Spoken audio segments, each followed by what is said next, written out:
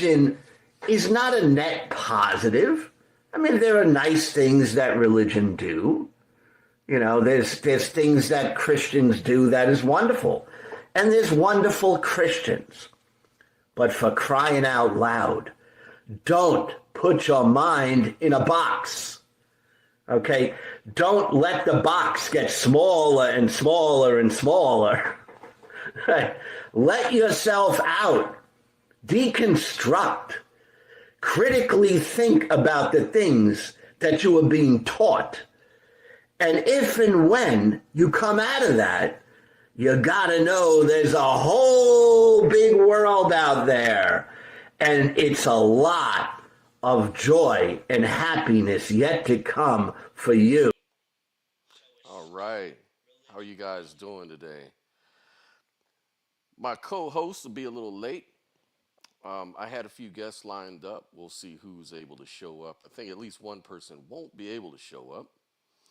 But yeah, we're going to be talking about why people are leaving religions. You know, why are people actually leaving Christianity, especially in this country? I'll be focusing mainly on Christianity, only because it's something more relevant, I think, to our society, our culture. You know what I mean? Um, Christianity plays a really big part in most people's lives here in America. So it's worth looking at. Why are they leaving the church? And when I say leaving Christianity, I mean leaving organized religion, okay? Organized versions of Christianity. Okay, that's kind of what I wanted to sort of look at. And the reason why is because there's a growing population of people that are leaving religions, and they're becoming what we call nuns. Not nuns as in Catholic nuns, of course, but nuns as in professing no particular religious affiliation. And most of these nuns consider themselves, I don't know, spiritual Christians, at least in this country. Most of your nuns are identified as Christians. It's just that they don't go to church. They're what we call intrinsically religious rather than extrinsically religious, right? So just to kind of read off a definition of extrinsic religiosity. What that is, it's a religious orientation where people actually use religion to achieve their goals rather than viewing religion as an end in itself. So in other words, these people may go to religious services. They may or may not adhere to all of their religion's teachings. They're what I call, weak-kneed, phony Christians. People who use it for their own political wants and needs. And they make life generally bad for other people that aren't in the same in-group as them. They try to use the state to influence the vote. And they have every right to, and this is going to happen. It always has happened. They're always going to be there. But that's what extrinsic religiously motivated people do, is they kind of anchor on to a religion in order to meet political ends. You can think of dictators throughout history that used the church to get support for land grabs or to exterminate Jewish people, for example, or Muslims, for example, or whoever the enemy was at the time. It may not be done in the name of religion in truth, but they will use as its reason as far as the propaganda in order to motivate people to actually die for the state, pretty much. And this is well documented, and it happens today, and I definitely don't support that. However, there's this other flip side to that. It's called intrinsic religiosity. Now, that is when a person's internalized faith and beliefs guide their lives and decisions personally. It's different from extrinsic religiosity, where people use religion to achieve other goals. People with intrinsic religiosity view religion as an end in itself, not just a means to an end, right? So they try to live their religion consistently. They may rely on religion to guide their daily decisions. And when I say religion, it doesn't matter whether it's spirituality or, the spiritual or philosophical teachings of Buddhism, like Zen Buddhism, for example. Buddhism is a religion. Pagans, Christians. Now, a lot of research suggests that intrinsic religiosity is actually associated with better health and well-being, right? Usually nuns, people that are intrinsically religious, according to statistics, don't usually engage in politics at all, actually. They don't usually try to change the world. They usually are very personal with their beliefs. For example, one study found that older hospitalized patients with higher levels of intrinsic religiosity had faster remission from major depressive disorders. Another study I kind of went over found that cancer patients with higher levels of intrinsic religiosity had higher levels of hope, meaning lower levels of depressive symptoms, right? The concept of intrinsic religiosity actually came from a guy named Gordon Allport back in the 1960s. The religious orientation scale that he came up with and the IE revised scales were the two ways to measure this intrinsic religiosity according to that research.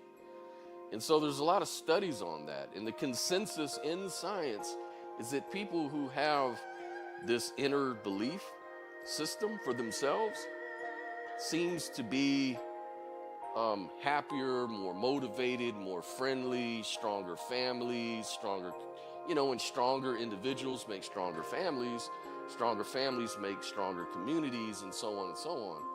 The problem is when society sort of changes. What happens when, you're in a society that demands that you go to church and you have all this peer pressure.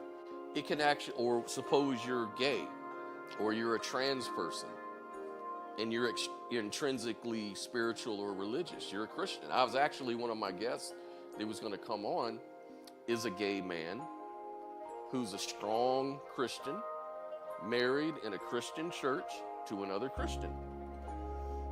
And he is just now kind of on the outs with attending church services, being affiliated with any particular denomination. And so what happens is he's sort of on his own path, as he described it, And I've known, his name is Tertullian. Hopefully I'll have him on the show soon, but he's one of these guys who's just a very friendly person, very helpful person. He's from Haiti. He lives in California. He's very, politically, he seems to be very progressive and leftist. And he's all about doing good for others. He's against bullying. He's against discrimination. He's black, of course. So he's not, he's against racism, of course. Yet he's a Christian. How could this be? So many people have this idea that if you're a Christian, you're out to do harm necessarily. And they base this on extrinsic religious people that actually do use their religions and beliefs to do harm to others. I get it. So there's got to be a better way. That's why everybody's moving into this nun category. And nuns include atheists, agnostics, Christians, Muslims, Hindus, Buddhists, you name it. They can be all those identities within their belief systems. The difference is, for them, it's very personal. And usually these people are very, it seems like they're very liberal. They seem to be people that don't want to create like a state religion. They're people who are against, religion and the state being combined like that. So they're for the separation, here in this country. So yeah, I think personally that if your church causes you harm in some kind of way and you cannot get any sort of resolution from it, you should leave. And I think that if your beliefs are doing positive things for you, I don't have a problem if people believe in God or believe in their religion, believe in their teachings or what have you. I'm sort of intrinsically religious, you could say. I may not necessarily believe in the God, so to speak. I don't really know how to believe in a God necessarily, just based on how gods are defined. But for me, I'm a non-dualist. I'm an idealist. So there's a way in which you could say I believe in God, I guess, if you play with words a certain way. But I don't care. I don't see that that's very important. I'm more interested in what are we doing for others and ourselves that are positive. What are we doing? Not what we're believing. What we believe really doesn't matter. You can be someone that doesn't believe in God at all, and you can be a horrible person, or you can be a great person. It doesn't matter, for me. And we have James Apperson. How you doing, man? He says, how are you doing today, Scott? I'm doing great. I'm really doing great. I've been looking forward to this show. It's a topic I kind of been engaged in on Facebook with quite a few people. A lot of atheists, it seems, don't understand the value in intrinsic religiosity, because they seem to be hung up on the history of religious crimes and even modern day crimes in religion. They seem to think that most say like genocides or war crimes were usually done in the name of religion. And actually what I found out is that's not necessarily true, And in fact, most studies show that people that don't believe in God, statistically, I'm not talking about everybody, but statistically, they tend to suffer more depression, not as much well-being as intrinsically religious people. That's what the studies say. That's what the studies say. We can go over that. But I mainly wanted to kind of look at why people were really leaving religion in the first place, right? So one of the things I wanted to do is kind of share a video, as I usually do. And this is from an ex-pastor, a preacher who left Christianity. And he has a kind of interesting story, what led him down that road. And I'll go ahead and play what he's got to say. It's pretty interesting. I ran across it this morning, actually. The gifts of the Spirit, tongues, 1 Corinthians 12, tongues, interpretation. Why I left Christianity. For those that do know me, know that I was a preacher for 20 years. I got saved at 17 and started preaching at 19. And the flavor of Christianity that I was a part of, in my local church was a fundamental, evangelical, non-denominational, charismatic church. We believed in the gifts of the Spirit, tongues, 1 Corinthians 12, tongues, interpretation, prophecy, words of wisdom, words of knowledge, those things. And I was being a part of that group for a very, very long time. And being a fundamentalist, I literally took the Bible as the word of God. That's how I looked at it. Like, those things in the Bible that happen literally happen. That was my whole thing. Like, man, me reading scripture and seeing how awesome and powerful God was and what he did and his exploits and all that, like taking it from a literal perspective was how I took it. And this is no different than me back when I was religious. And I always had a theory that people who are more fundamentalist sort of Christians, they'll be the faster to go towards atheism. And the reason why I say that is because for them, it's all or nothing. if just one card slips, the whole, castle comes crumbling down for them. Because the way they look at it is scripture is inspired by God. Not some scriptures, not a few scriptures, all scriptures. So as far as they're concerned, all the books of the Bible and every verse in the Bible is absolutely true. And so once they find something that they don't think may be true, it shakes them up. And so because they have this sort of fundamentalist sort of mentality to begin with, they're like, it's either all or nothing. There's no nuance, You're a phony, weak-kneed, flag-waving Christian if you're going to cherry-pick the Bible, or if you're going to believe some things are history and some things aren't history, or if you're going to look at it as an analogy in some places. You can't do that. That's being fake. You have to take the whole thing or nothing at all. And that sort of black and white thinking is how these people view it. And so for them, it really doesn't make sense for them to stay in their religion, because that's what they were sold on. They were sold on the idea that, the Bible is true. I didn't sign up for a myth. I didn't sign up for analogies. I don't care about that. I care about what's actually true. And so for them, it's easy for them to turn into hard atheists right off the bat. And that's usually what happens. It's definitely what happened in my case. I can tell you that. So anyways, I'll continue. And I get every part of Christianity is different, because you have people that don't take it literal. You have people that take it who are more liberal with it. They don't look at it as literal.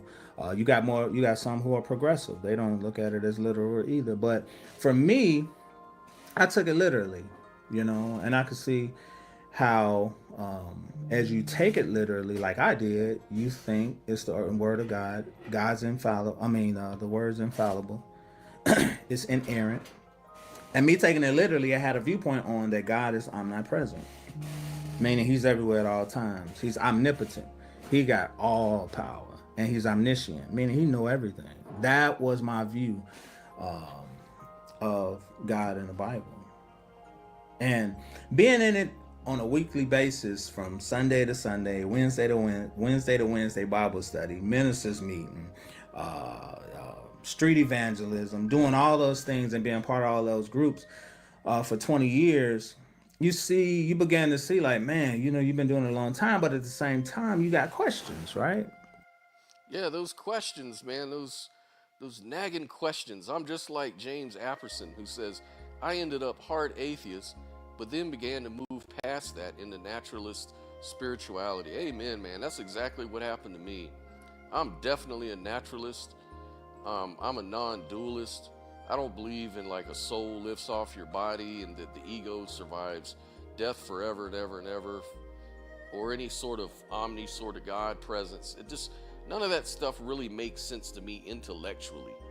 Now, I'm more than happy to admit I may be wrong on all of those things. But I'm just kind of an honest person, I just don't believe in those things for now. And it's okay. You can still be spiritual.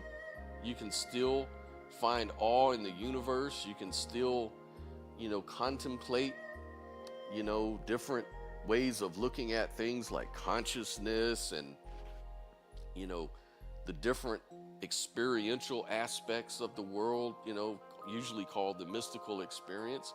But it doesn't have to entail anything supernatural or gods. It can be all natural. And that's how I look at it. It's just word games at the end of the day. But anyways, let me continue here. We got questions. Questioning something is normal.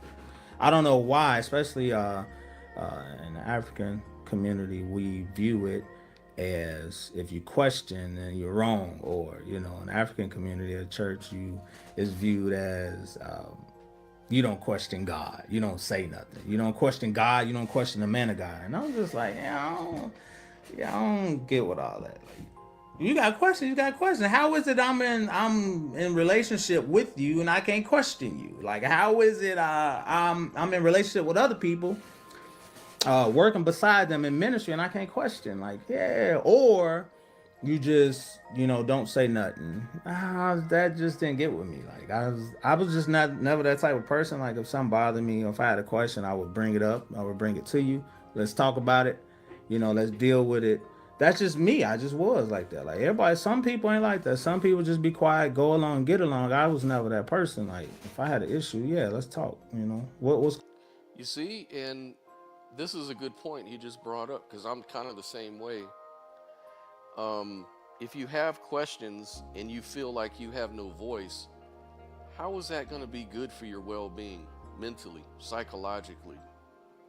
If you can't really discuss your feelings, your questions, how is that healthy, really? Religion should be a place that brings you peace. Actually, everything you involve yourself in, you would hope would bring you peace in your existence. So why would one willingly stay in a group of people that looks down on your person? Because that's really what it is. For me, it's like, it's self-abuse. When I lie to myself, I'm only hurting myself.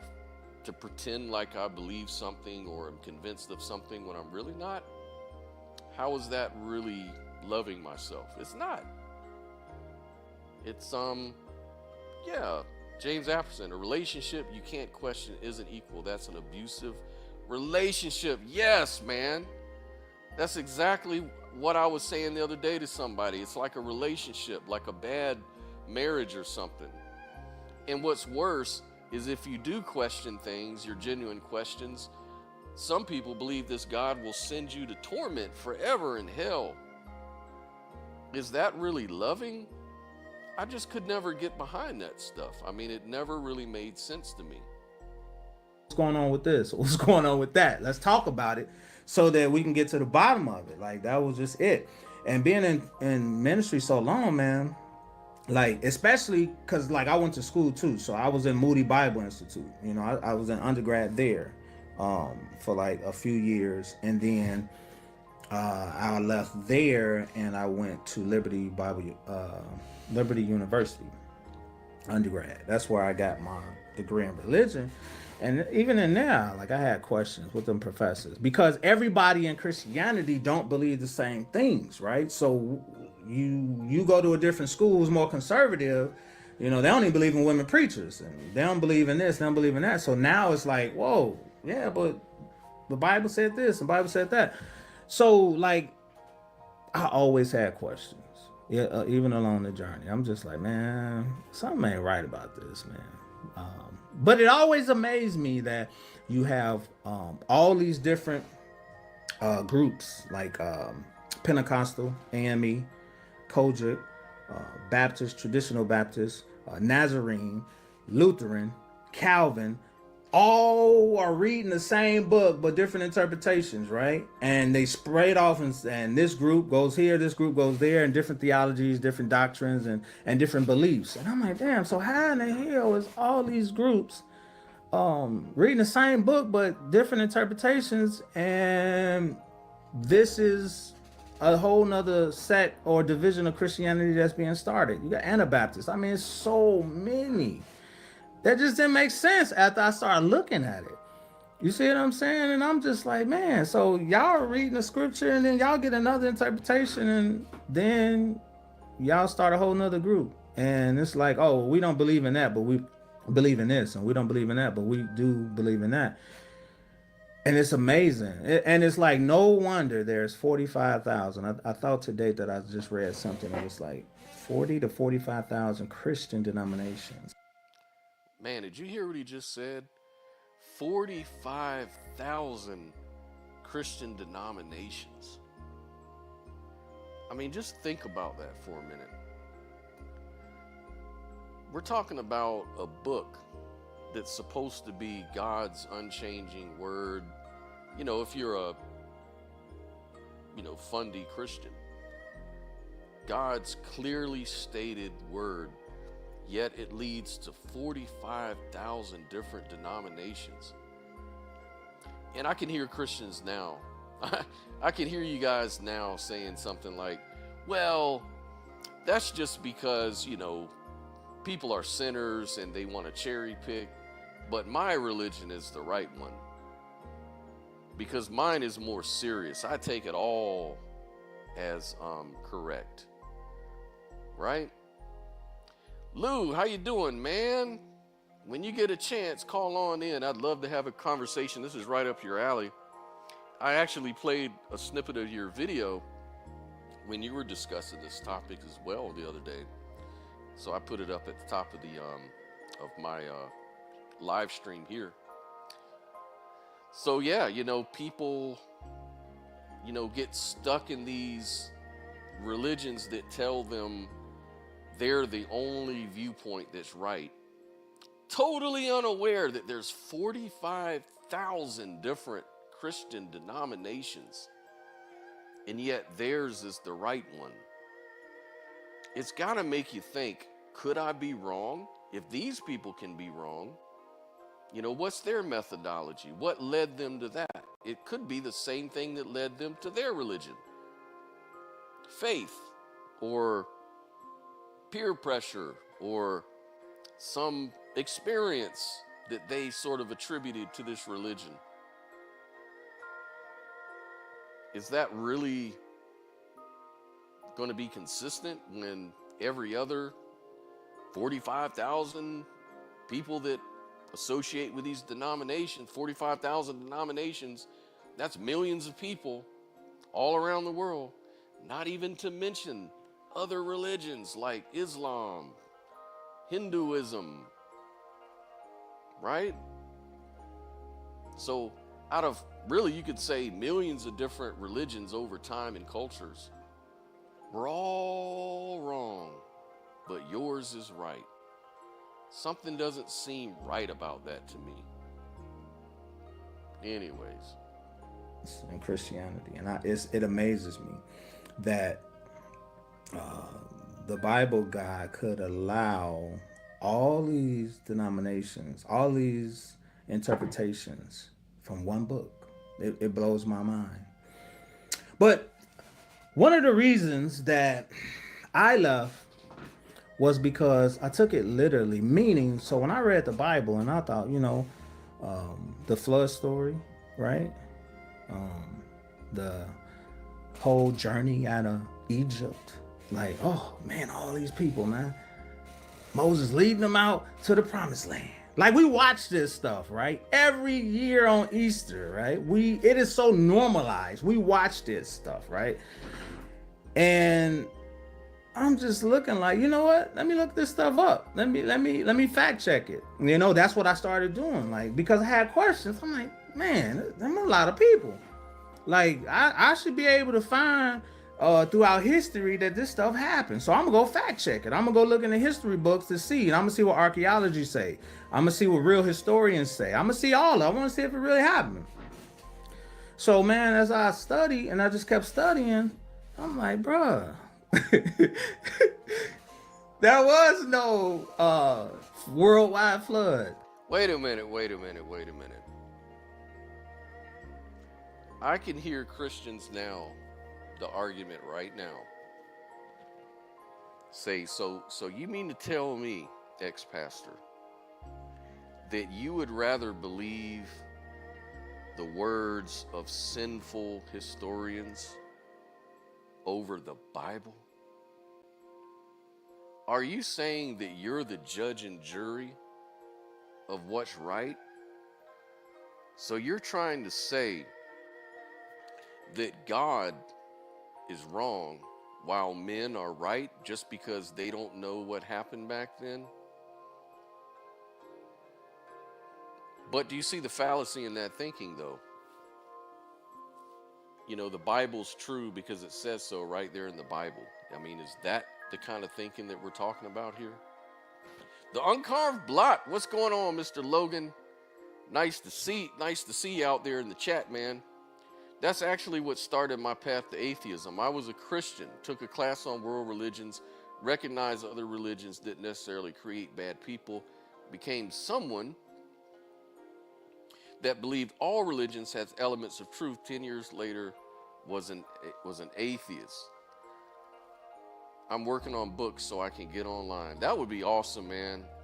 And like I said, that's sort of similar to my path as well, bro. I mean, I've kind of went from the hard atheist stance into a more naturalistic spirituality, if you will, sort of like a Buddhist philosophy or something like that, you know, non-dualist pretty much.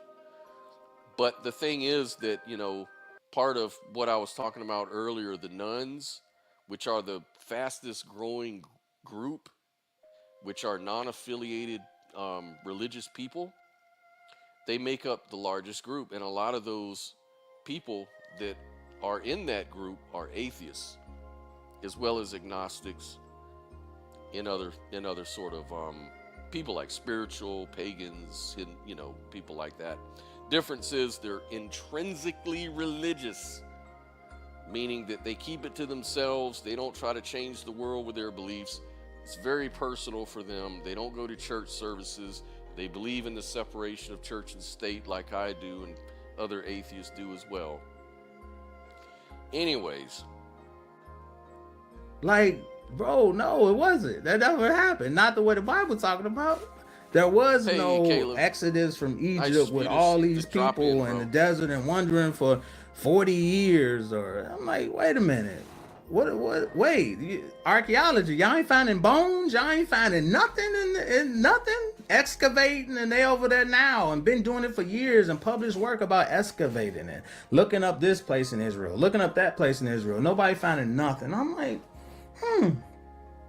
so I'm like, okay, well, Adam and Eve, right? They the first two people that birthed the whole humanity, right? So I'm like, all right, no, there was no Adam and Eve. Like, that's just theology, bro. That's what you believe. That's like, that is not historical fact. And that's when it hit me, because I'm like, oh, so the Bible not a history book. No, it's not.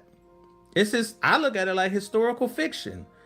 There's things sprinkled in there like Egypt and towns and cities, but as far as historical people, no, man. Like, these stories, these are just stories that people told each other back then and passed it off. Like we would look at it now as propaganda, but for them, they used it for whatever reason and wrote it in as if it helped them for whatever, you know, whatever they needed it for. But that's what got me. I'm like, man, so being in church, right? Literally reading this stuff as a fundamentalist who take it literally, not seeing that it actually happened, like, and there's no evidence, right? That's what I'm talking about. Evidence for it at all. Adam and Eve, the magical fruit in the garden, the Exodus story, Moses leading all these people out, a worldwide flood. Like, no, there's no evidence for it, bro. Yeah, I agree with Logan here. He says he goes further. It's fan fiction. I think I'm starting to come along to that view too, because the more I've researched into the historicity of it, it seems like that's exactly how some of the ancient cultures, well, really most ancient cultures from what I've read, actually told stories through fiction, through legend and myth. That's how they presented moral stories. And especially the creation account, that's kind of been borrowed from, you know, even more ancient accounts in the Middle East, you know. Trade partners, they didn't just trade goods, they trade myths. And they all sort of internalized them and integrated them into their culture. You know, and so, yeah, it kind of turns into fan fiction. It's almost like comic book spirituality. That's what I would call it these days, comic book spirituality. You know, looking for superheroes that can do amazing things in order to promote some moral teaching, which to me is not even necessary. I don't really see why it's necessary. I mean, I guess movies do the same thing, but we have movies. We don't need to stick on one book like it's the end of everything, right? Caleb says, hey, some of it's good fan fiction. Yeah, some of it makes a lot of sense, and I don't have a problem with that. Also, the story says they fled from Egypt to somewhere else, but the land the story says they moved to was part of Egypt in reality. Yeah, I could believe that. And then the Canaanites, from what I understand, the Canaanites is where the Israelites actually came from directly. They didn't discover the Canaanites in their land, they were the Canaanites. And that's where Israel got, like, their gods, their pantheon of gods or whatever it was that they believed in. Those Canaanite gods. Yahweh was one of them. Yahweh had a wife. And it took a while for the Israelites to let go of some of that and create this monotheistic sort of God called Yahweh. But, he was sort of like a storm god or a war god, something like that, from what I understand. At all. Like that was the big kicker for me, because I'm like, man, but I'm taking this as literally like, God, you said this shall happen, this, and that. And I can see like people that other Christians on here that don't take it literally probably looking at me like, dude, we been through that. Like, you weren't supposed to take. Very true. It united the people. It united their tribe and gave their nation some pride. I mean, why would you want to fuck with a nation who's backed by the one true God, right?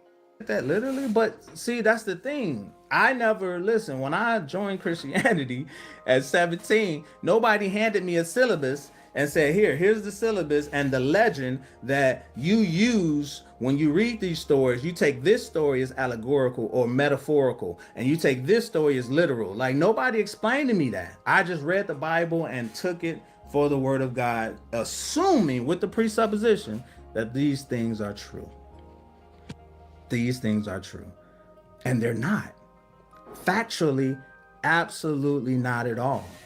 So that crushed me, because I said, damn, so if these aren't literally and this never happened, what else didn't happen? How can I even trust the Bible, right?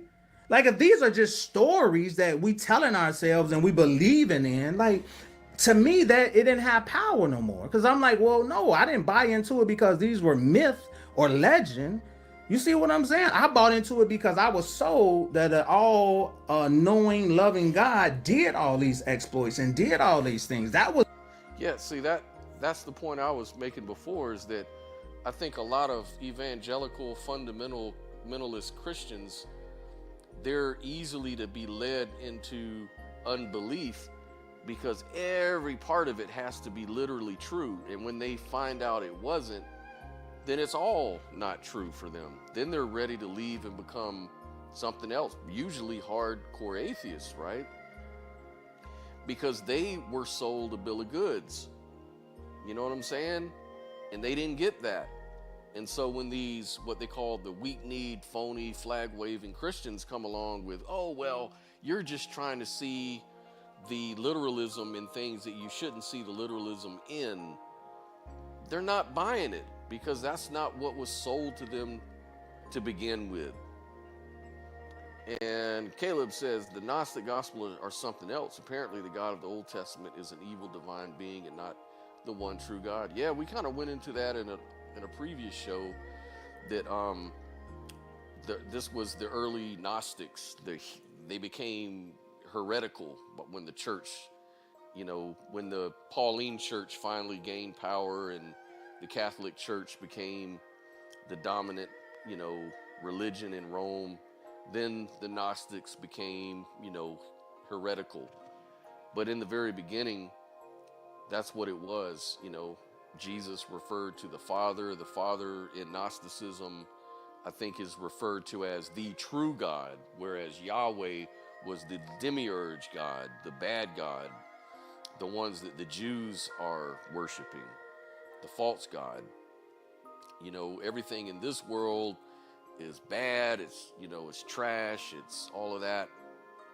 And Gnosticism has a lot of Greek influence, and so you can see where, concepts of like the soul, hell, heaven sort of crept into, Christianity that way, because they started out as Jews, and early Jewish people didn't believe in those things. Those were kind of pagan, Gnostic things, So yeah, Christianity evolved like any other religion. Was the fish on the hook, the worm for me? You see what I'm saying? I didn't care if, they were allegory. that did nothing for me because I was under the impression that this is all literal. And once I saw that it literally didn't happen, I was like, oh no, I'm done. So that was one of them. And then I'm like, okay, well, look, let me look into Jesus, right? Okay, should be some on Jesus. Like there should be, this is the greatest story ever told. That's how it's pawned off and sold, right? So I look up Jesus, like, okay.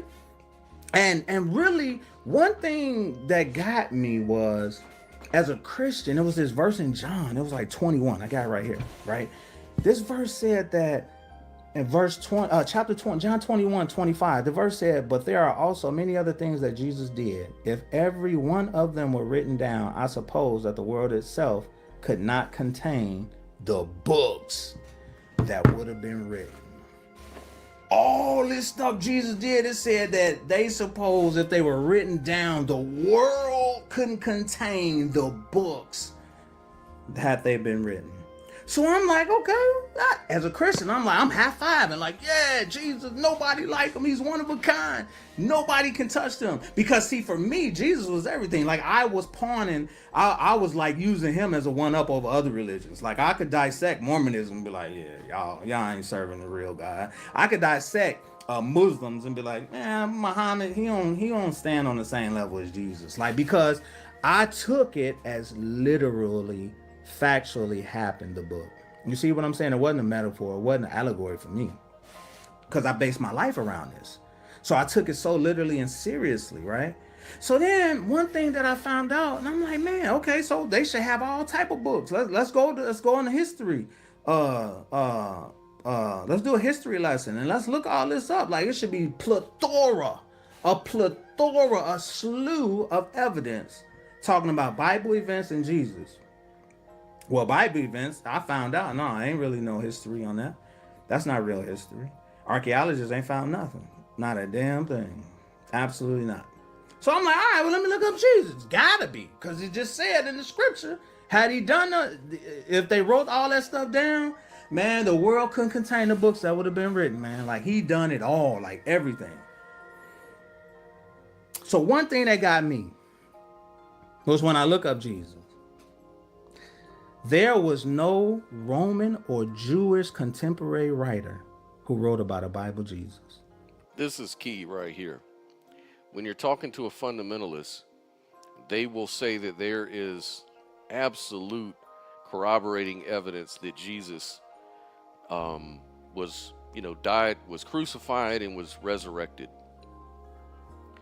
And there's no such thing. Every time they bring something up is from somebody from the 2nd or 3rd century. Josephus, who was born after Jesus died. People like that. And they were only talking about Christians and what they were talking about Jesus, stories. They weren't there to witness it. They're not eyewitness accounts. And they confuse a lot of traditions, church tradition, with what's actually in the Bible. So it seems like, from my experience, most atheists know the Bible a lot better than a lot of these Christians out here. And I think that's because these atheists, myself included, were probably fundamental somehow, had some sort of fundamentalist leanings in many cases. And so fundamentalist Christians do read their Bible a lot. They really do.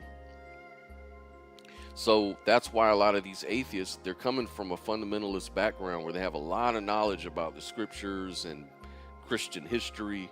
And a lot of Christians you speak to, it's like you're talking to a wall. They don't know what you're talking about,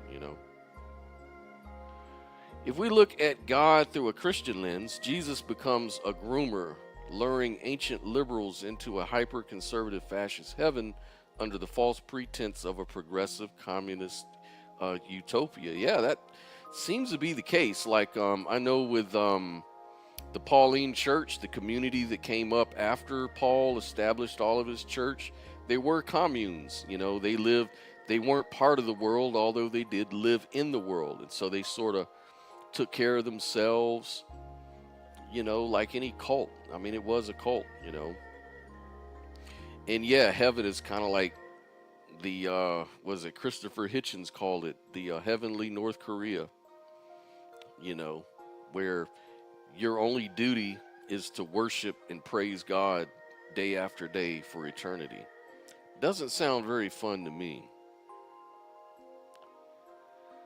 I'm of the opinion Josephus never wrote about Jesus. Both segments are entirely interpolations. Right. I know one is definitely an interpolation. The other one is kind of questionable. So I try to be a little generous and just grant them whatever they want, because it really doesn't prove the point either way. So even on their best and strongest argument, it just doesn't work for me.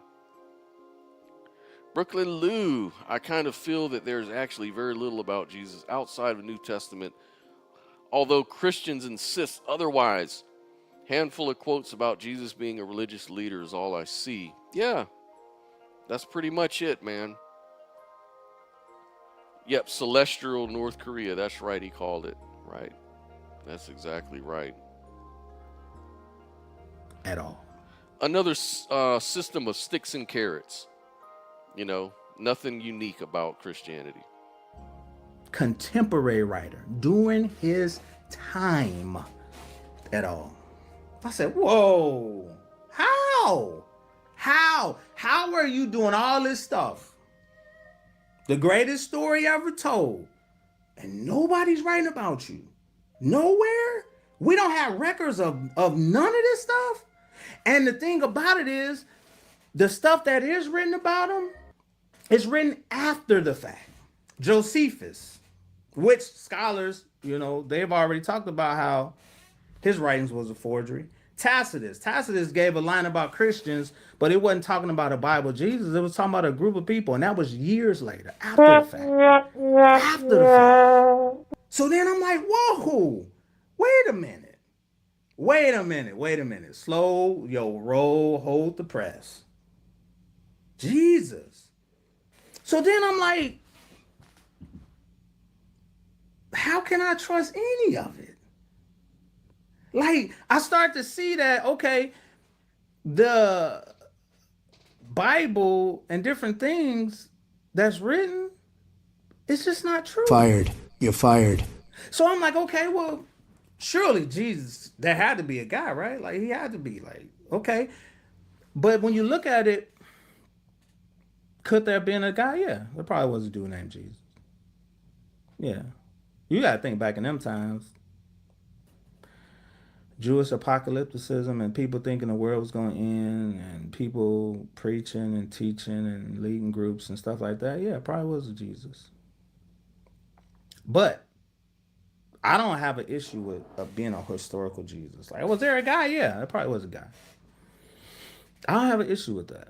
But to say that the guy from the Bible perspective was born from a 12-year-old, he walked on water, he fed thousands with, I think it's 2 fish, 5 loaves of bread, raised Lazarus from the dead, and then he died and rose from the dead. To say that that's the guy? No. That guy is 100% mythology. Yeah. History, just because Jesus existed, doesn't mean that everything attributed to Jesus must therefore be true, right? Like, that's just basic logic. Especially when we have no real evidence of anyone being raised from the dead after 2-3 days. You know? This is, I mean, if he was actually dead, I mean, how would you find out? And then his body, he was nailed to a cross, and then he was a Jew on a stick that floated off into the heavens later on in front of all these people. I mean, where's the evidence for that? Where's the evidence for that? And if there's any Christians out there that want to actually talk about that and come on the show and maybe show me where I'm wrong about that, I would love to hear it. Because I'm just not buying that. And I mean, if you believe that, that's fine. I don't care what people believe. I care what they do.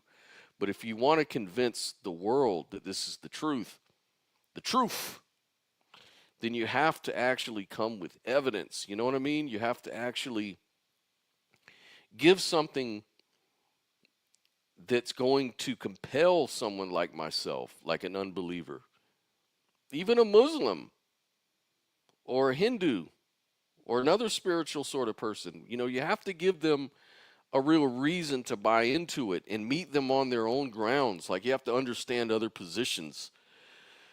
You know what I mean? It's just not convincing to the atheists. That's why they're atheists. That's why they're agnostics, or that's why they left Christianity and joined another religion, or maybe they still identify as Christians, but they just don't buy into the idea that being gay is bad, or that you know, you shouldn't eat shellfish, have tattoos, or, you know, I know that's Jewish law, and this doesn't apply to a lot of Christians, but there's so many, you know, there's so many boxes they put you in.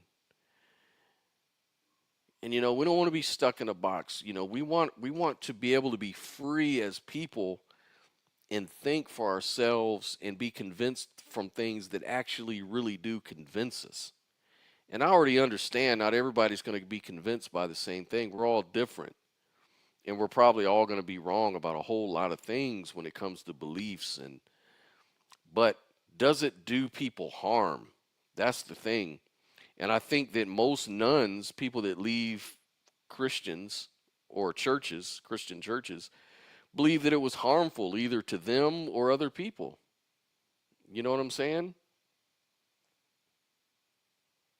Gay tattooed shellfish are evil. They're the worst. You know, being gay is bad. Being tattooed is wrong. But having gay tattooed shellfish, that's badong, man. That's worse. At all. So when I saw the tails and when I see that, and I'm like, oh, you know what? It's just not true, bro. It's not true. Like, are you kidding me? You really have to buy into the fact that the mythology in the Bible is actual events because a God can do it, to buy into it. And I couldn't no more. I said, oh no, I can't. A God came down to impregnate a 12-year-old, 13, however old Mary was according to the story. Come on, man. I got kids. Like, I know how kids are made. Like, I said, like, we know better.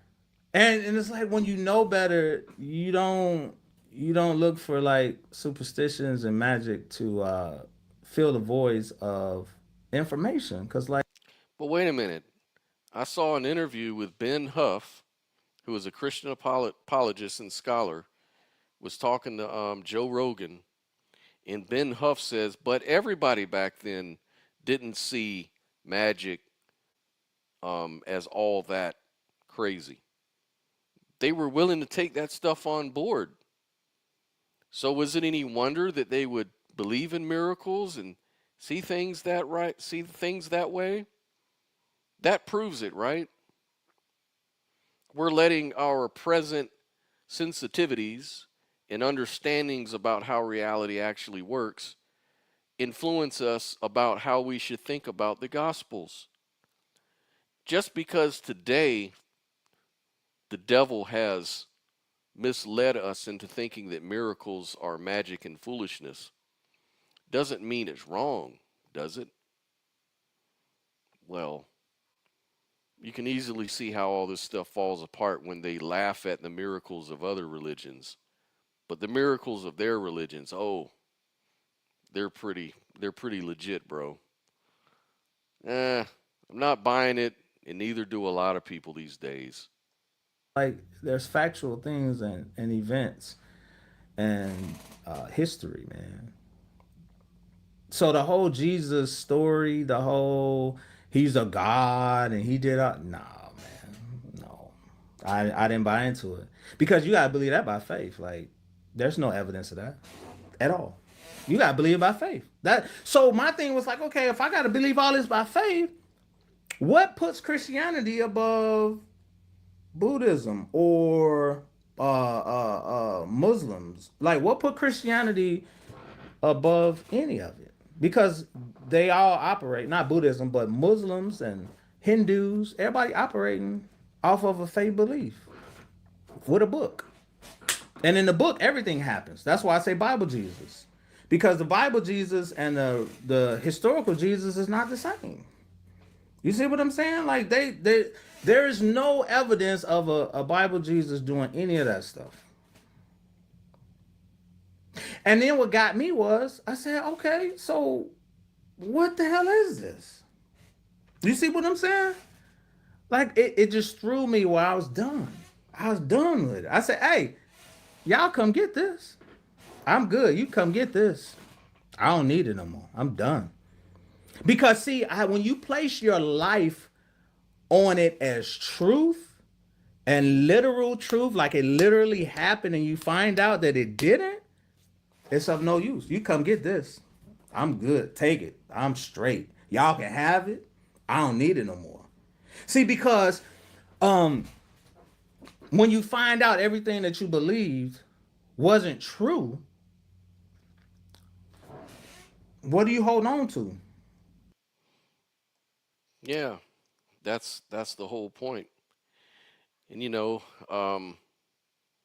it's like James says, faith is arbitrary. Exactly. That's the problem with faith. There's faith that white people are superior to black people according to their faith. Does that make it true? Of course not. Well, if faith can lead them to a wrong conclusion, could it lead you to a wrong conclusion? Of course it could. So faith is not very reliable. I think the best thing you can look for is evidence. And there's conceptual evidence. I get it. There's things that are personal, subjective truths, and they require personal, subjective evidence for those truths. They're not meant to be objective and pushed on other people. And then there's objective claims. They require objective proof. The claim that Jesus rose from the dead and all of this kind of stuff are objective claims. They're claims about what really happened in history. And some people feel like, no, those are, analogous. They're not really meant literally. That's fine. Then don't try to treat them like everyone should believe them, because these are your interpretations of some kind of ancient text that you find value in for whatever reason. And that's fine.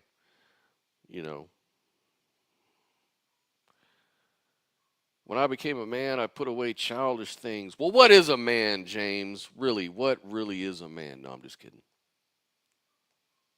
Speaking of that, as Candace Owens put it recently, sounds fake and gay. Yeah. Spoken like a weak-kneed, flag-waving, phony Christian. Turned atheist, yeah. Allegory? Metaphors? I didn't need it. I didn't need it at all. You see what I'm saying? Because I cared about the truth. I had to be intellectually honest with myself. I cared about the truth. And it's like, man, I just couldn't get with it no more. So me looking into this stuff and seeing where the books come from and the Bible and the stories and stuff like that, it's like, yeah, this ain't even true, bro. This mythology. This is literary writing. The writers are writing literary writing, fiction. That's it. That's it. Yeah, that's all it really is. And as far as I'm concerned, if it is true, it's definitely being hidden from me as the truth. All I see it is as just ancient writings, ancient stories from people that lived in the first century and before. I don't understand the value in it. Lou says, and it's not even their own interpretation using their own thinking. It's the interpretations of other men. It's men following men. Right. Right. And of course, the Christians will say, well, my interpretation was inspired by the Holy Spirit. So I'm not following men. I'm following the Holy Spirit that also presented the same information to those who came before me. And so I'm just in good company, Lou. You've never been revealed. God has never revealed anything to you, Lou, through the Holy Spirit.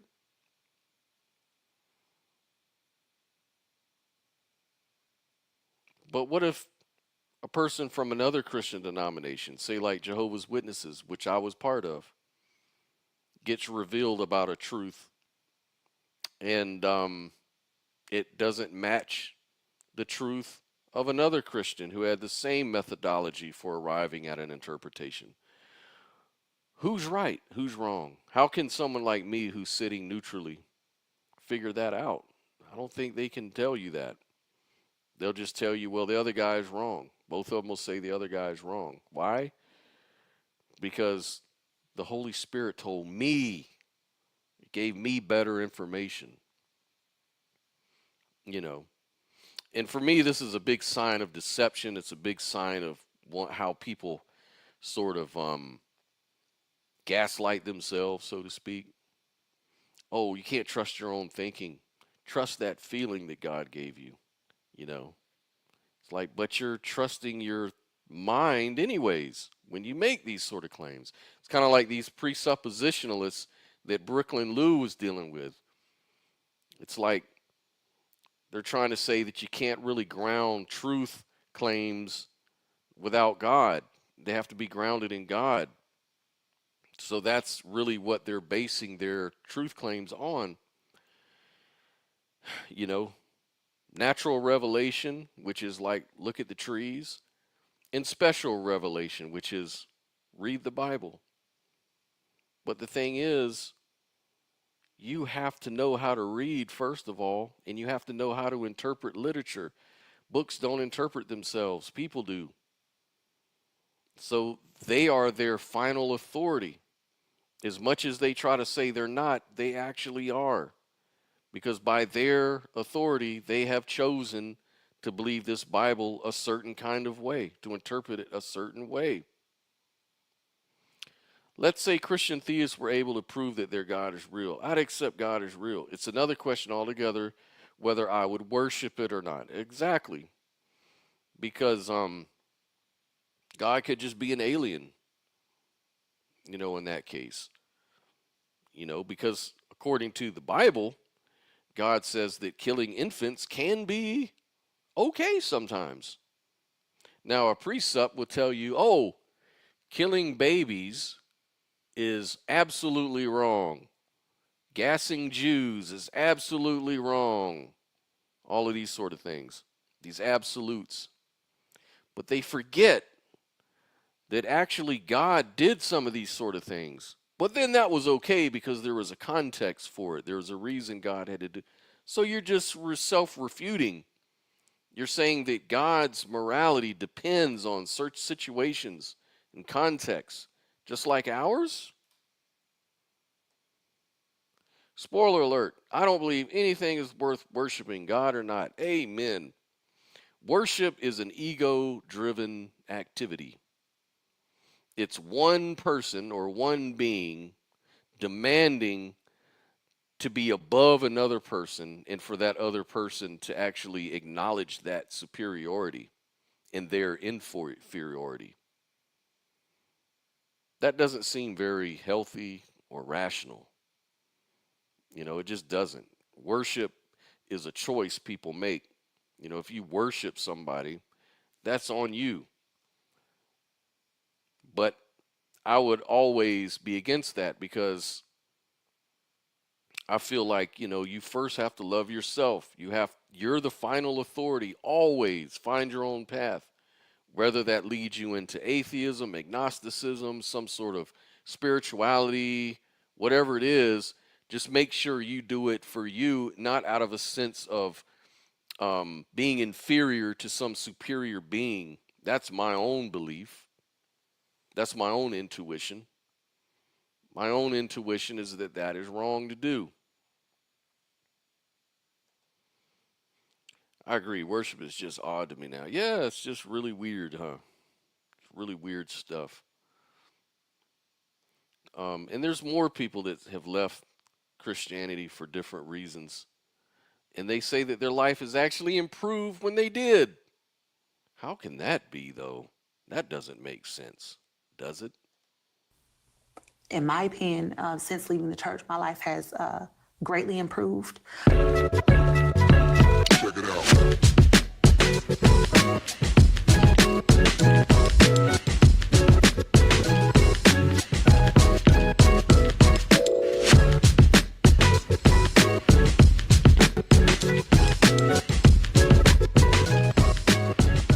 What's up, everyone? This is Lisa Fields, the founder and president of the Jude 3 Project, and I'm excited about our new series, Why I Don't Go. Now, the reason this series is important is because I think it's important to listen to people who have left the church and understand why they don't go, not in a judgmental way, but as you heard me say many times, the greatest apologetic tool is listening. And I want to cultivate a ministry where we have a discipline of listening to people without judgment. And that's what I hope these next sessions and this series will be about. Oh boy, this should be good. So I haven't watched this video. I just kind of stumbled upon it while I was playing that other video. So this ought to be good. So I guess she's a believer or a Christian minister or some sort of leadership. I don't know, teacher. This ought to be good. I have 4 amazing guests with me today. I'll let them go around and introduce themselves, starting with you. My name is Jason. Thank you, Jason. My name is Shay. Thank you for being here, Shay. Vince. Thank you for being here, Vince. And I'm Crystal. Thank you for being with us, Crystal. I'm so excited to have this discussion. I know many of you have probably tried to have this discussion with your family and parents, and it may not go that well. So we hope that it won't be a challenging experience, but an enjoyable experience where I'm listening to you all.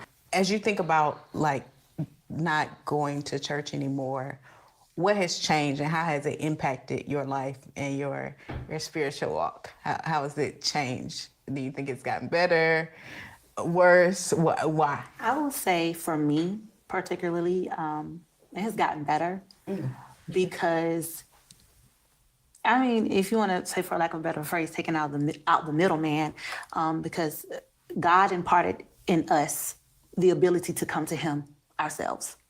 You don't have to go to a priest. You don't have to go to a minister, a clergyman, anyone of the cloth. He imparted everything you have and everything that you need inside of you. You have the ability to read and understand and comprehend. You can read His word for yourself. So, in my opinion, since leaving the church, my life has greatly improved. My faith and belief system has greatly improved because I'm no longer depending on a third party for those things. I'm depending on things that God gave me, that when I lift my head up off the pillow every day, I have everything that I have need of. Yeah, so that's almost pretty much my answer to that. I became more self-reliant because, God placed His Spirit in us.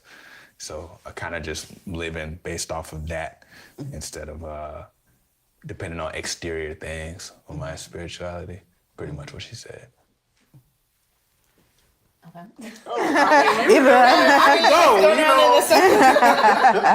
No, I feel like my spiritual walk is a lot better than where it was. I think because I did grow up in the church and I had it was like this pressure to go every Sunday. And it wasn't from anybody else. I realized it was my own self-pressuring myself to go every Sunday because that's just what I was supposed to do. It became a ritual or a tradition instead of I'm going because I want to be there. Right. So, I kind of went like up and down, for several years deciding like, is Jesus Christ real? Should I even be calling Him that? Is that even His name? Is it, what is His name? And I got caught up in like the small technical things and not so much in my relationship. And that's what it's really all about. So this kind of goes back to intrinsic religiosity. So, like I said, and I wanted to show a little bit of this debate between Michael Jones, who is a Christian apologist, who is arguing for intrinsic religiosity. And, of course, he highlights Christianity against Lawrence Krauss, who is like a scientist, public speaker on scientific matters, I think like cosmology and things like that, who doesn't believe that Christianity is can be positive at all in any context, that just believing in things is harmful if it's not true. And so they sort of debate that from a scientific point of view. What does the science say about that? But this is sort of highlighting the point that a lot of people claim that they are a lot more happier when they disengage from organized religions and churches and authority and sort of do Christianity for themselves. It seems to be more positive in their life. You know, I did a lot more reading. I kind of just took my time and like let myself have my own relationship with God and not go through, you know, a preacher or like even through my family. It was like it was my own personal relationship that I had to develop. And That's why it's called yours. right, it is. Yeah, so that's where I am right now. So I guess for me, it has always been up and down, even when I was there. Like, conceptually, I feel like you're right. Like, it's a taught behavior in a lot of ways, even if you're only in the church for a small period of time. So, like, before 2010, I wasn't even saved. So, I actually didn't care and didn't believe in God at all. And when I became a believer, you know, you got that whole, I'm on level 10, right? and then halfway through, you're like, is there more? I'm a little hungry for something different, something more fulfilling, right? But now, since leaving the church, I think that I did have a dip. And I think that was more because of COVID than anything, because we have isolated ourselves, right? And when you leave something that you've been so attached to, and then you're already in an isolated state, how do you deal, right? And that's exactly. And so then you're like, oh, okay, what to do? Then you start taking it out on everybody around you or pushing people away and stuff like that. So that can kind of happen. But, you know, I have a great support system that I feel I've developed. My relationship with them is really kind of what kept me there. I questioned it.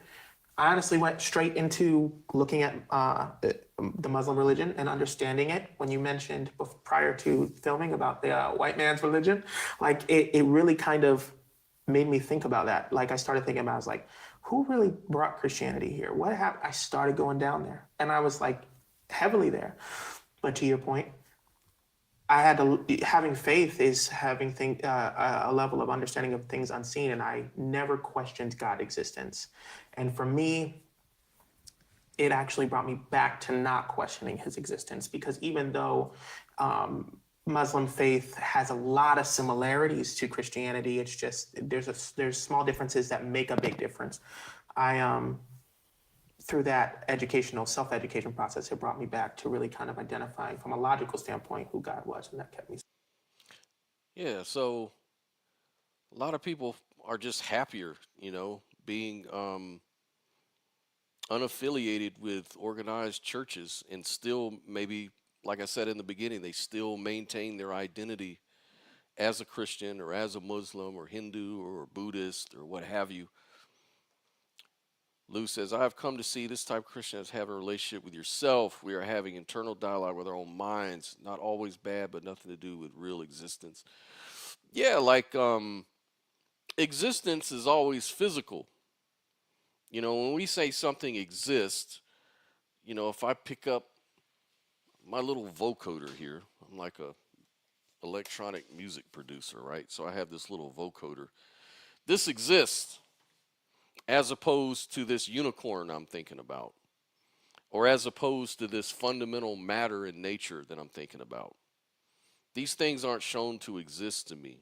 They're just sort of concepts, abstractions.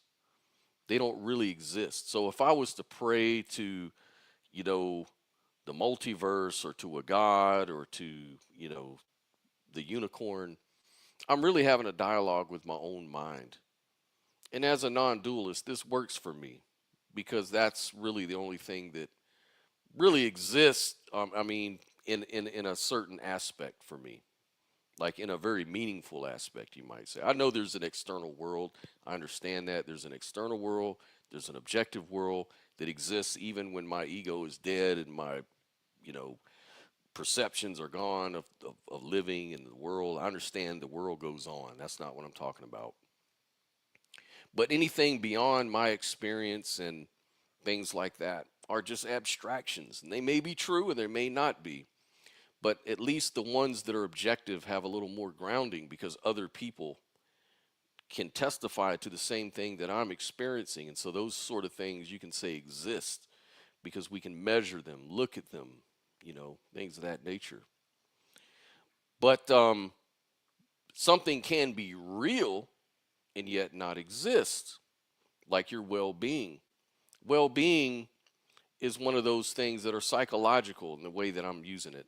Like, I feel love, or I have this feeling, or I have this thought. Those things aren't things that I can measure, weigh, present to everyone objectively. Those are subjective realities, but they don't exist as such, right? They're real, but they don't exist. So it's a little bit of a word game there. But I did want to show you this other video. This kind of sort of sparked my interest in the topic again, which was a debate I watched with Michael Jones, who is actually a Christian apologist, and he's debating a very famous cosmologist named Lawrence Krauss, who wrote the book A Universe from Nothing. And it's an interesting conversation. Now, they're talking about intrinsic religiosity, not extrinsic religiosity. But you can see how this can be easily confused. Even a very ingenious scientist like Lawrence Krauss seems to get confused on that. So we'll check this out. The answers to how the universe works are not yet known. Books were, as you well know, the books were written down well after the events, right? We all agree with that, right? Were written down by people who could write 100 to 200 years after Christ, for example. Okay. 200 years. Wow. Okay, you should read some more. Let's return to the debate. This is a debate between theoretical physicist and cosmologist Lawrence Krauss and Christian thinker Michael Jones, not on whether Christianity is true, but whether Christianity or secularism is better for society. I'm not sure when I've seen such an explosive exchange between two academically minded debaters, and we'll see some shocking moments on our way to the big clip. I'll make most of my comments on the back end, but for now, let's jump in as Michael Jones sets it up for us. The fact remains secularists are not doing the charity work that Christians do. And given the state of the world, a ton of charity work is still needed. So the data indicate Christianity leads to far more charity work inside a nation and beyond its borders. And this in turn has led to more economic progress, medical care, freedom, democracy, literacy, education, etc. When nations secularize, this will decrease, which I think we all can agree is not a good thing. So on this issue, Christian societies clearly outperform secular ones, as even the secular humanist Phil Zuckerman admitted in his book. Religiously involved individuals also exhibit greater manifestations of prosociality than do those who are not religiously involved. Several studies have found that religious people tend to be more charitable, more generous, more likely to volunteer and donate blood than their secular peers are. Furthermore, a proliferation of religious devotion, faith in God, and reliance on the Bible has historically been a determining factor in establishing schools for children, creating universities, building hospitals for the sick and homes for the homeless. Now, I looked up some of this information, and while most of the information I came across says that most religious people that really believe in their religion, are foster parents, they adopt kids, they do a lot of good things. And this is why we need the government to step in with social programs, because we don't have enough of that going on. But it doesn't mean that, atheists don't do these things, that unbelievers of Christianity don't do these things. It's just that it seems like from the information I read, most intrinsically religious people do wonderful things. Now, there's other things they don't do. Like Brooklyn Lou brought this up. No, not JW's when donating blood. Exactly. Now, they'll go and build you a house. They'll go and, help the poor and, do all those other things, but I think that they do it out of extrinsic religiosity. JWs are the most extrinsically religious people I've ever met. I was one of them. Their whole thing is to go out and preach and convince others, and it's really hard for them to personalize it because it's such a paint by numbers kind of religion. It's all about rules. It's kind of pharisaical. It's very legalistic. So in that way, it's very extrinsic. You know, I know this is a critique on Krauss, but it seems like Mike doesn't understand what secularism is. That may be true. Let's keep on going and see what happens. Taking care of orphans and the elderly, resisting oppression, establishing law and order, and developing democracies. Meta-analyses have also found that religiosity is associated with more pro-social behavior and self-control. In an ever-increasing hostile world fueled by social media, more Christianity would be beneficial and aid in ways secularism cannot. Related to this is the issue of suicide and depression. Research that mostly pulls from sample sizes of Christians has demonstrated that religiosity is positively associated with lower levels of depression and suicide. These conclusions are robust considering multiple systematic reviews and meta-analyses have found them. One study from Switzerland relied on census data of over 3.7 million adults and the death certificates of over 5,000 suicides, and found that suicide rates were the highest among those with no religion, more than double the rate of Catholics. Suicide rates have also dramatically increased over the past 20 years in this country, and given the research tying religiosity to lower suicide, it should come as no surprise that this increase has occurred as religiosity has been decreasing. And people like my opponent have indirectly contributed to this, since he's been on a crusade to eradicate Christianity from our modern. Ooh. So now he's attacking Krauss personally for trying to get rid of Christianity. Because in his view, Christianity, and see, this is the thing I don't like about Mike Jones' argument here, is that he's lumping in terms. So he's just saying Christianity, but he's not making that distinction between the extrinsic and intrinsic. He did that before in one of his other debates, but he didn't do it in this clip anyways. He's just sort of lumping it in like there just needs to be more Christians. See, these are the questions I would have asked him. Like, which denomination of Christianity are you talking about? Jehovah's Witnesses, Mormons, fundamentalists, Calvinists, presuppositionalists? What kind of Christians are we talking about? Modern society. Wow. Religiosity is also positively associated with better mental health, as seen in this meta-analysis, which looked at the data from over 850 studies. Yeah, but when I looked at that study too after watching this debate, and it's true, it did come up with that, but this was specific to intrinsic religiosity, and it didn't just center on Christianity either. It was a really wide number of people from different religions. That's what Mike's not going to tell you. If you want a mentally healthy society of people who do not want to kill themselves, we should prefer a Christian society.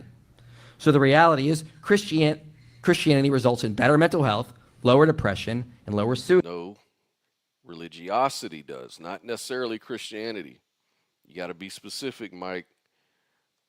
Intrinsic religiosity does. Suicide rates than secularism. Okay, so we're leading up to that big moment that I really want you to see in this video. For now, Jones has just laid out the evidence from the literature on this, and Exactly, doesn't really say so I couldn't really put words in his mouth to answer that, but I think he's just sort of sweeping with a broad brush, and saying secularism equals atheism, which isn't necessarily true. There's a lot of Christians, especially nuns, like we talked about earlier, that are secularists and secular humanists. They're nuns. They're people that may identify with some religion, but they're not extrinsic about it. They don't join churches and do political movements, but they do good things for the community, and they consider themselves very secular from what the information I read says. Christianity is shown to be better for charity, better for depression, better mental health all around, less self-harm, and better pro-social behavior. This seems like Christian. Yeah, Lou, this is per capita, so you'd want to look at it. It's statistical.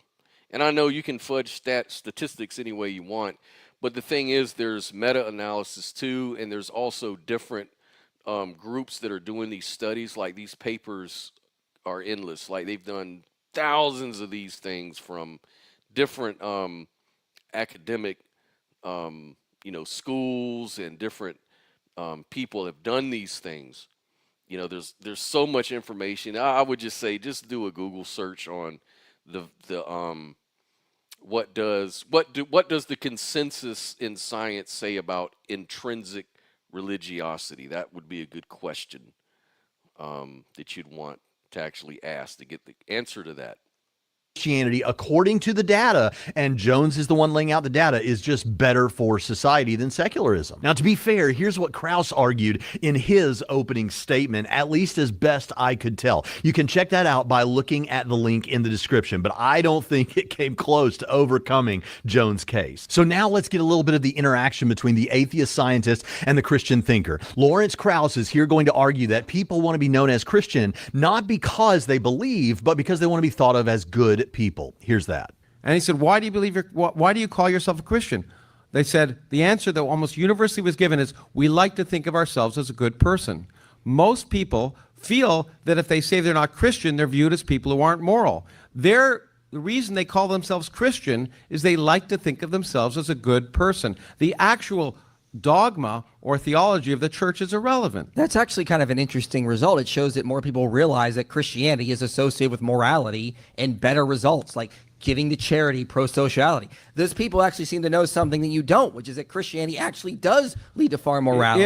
If look, here, tell you what, I give in. If being a good person, believing in rationality, believing that there's no evidence for any higher power is Christian, I'm all in favor of it. Okay, well, that is not at all what anyone here has argued, and that we're not arguing if Christianity. If you are is allowing true or people not. to define Christianity by anything that makes you good, and that has all the underpinnings of a liberal democracy, that has all the underpinnings of all the things I value in life, particularly the willingness to think freely, question everything, and to realize that, in fact, the answers to how the universe works are not yet known, and the ultimate truths are ones we're striving for, rather than ones that were written down in a book given to largely illiterate peasants 2,000 years ago, then I'm all in favor of it. Okay, well, it was written down by illiterate peasants. It shows it's miraculous because they were illiterate and they somehow wrote something down. So thanks for the great argument for Christianity. That was a real zinger right there. But yeah, when I posted this this video up in some of the groups, a lot of atheists were like, "Yeah, well, you're just ignoring, the fact that you're just saying that you can believe whatever you want, and ignorance is bliss, and so who cares?" But that's not exactly what's going on here, exactly. And I think that's sort of a cop-out. See, the way I look at it is, if I'm really a consistent person, and I say that, I respect the consensus of scientists or experts in any given field to get my knowledge from. Why do I say that? Because, if I go to the doctor and he gives me some sort of evaluation, I may want a second or third opinion. But I'm not going to go to my car mechanic or to a priest. I'm going to go to another doctor. So if I act like this in real life, then I should be consistent, right? So if we're on this topic about religion, and I'm not a religious person, am I going to let my bias against religion sort of have, not now respect the consensus of science on this topic? No, I would hope that I would be consistent and be willing to go along with whatever the evidence led me to believe in. And right now, it seems that the evidence is showing that intrinsic religiosity has a lot more benefits than to those who don't. That's just what I've seen so far. Brian D says the Bible is a racial book. If the true, real Jesus of the Bible was lifted up, then indeed he would draw all white men. He would draw all white men unto himself. I don't know, man. I don't go that deep with it as an unbeliever in Christianity myself. But that's your opinion, and you have every right to it. I just believe Jesus is more of a symbol than anything else. Sort of like comic book spirituality. But The books were, as you well know, the books were written down well after the events, right? We all agree with that, right? Written down by people who could write 100 to 200 years after Christ, for example.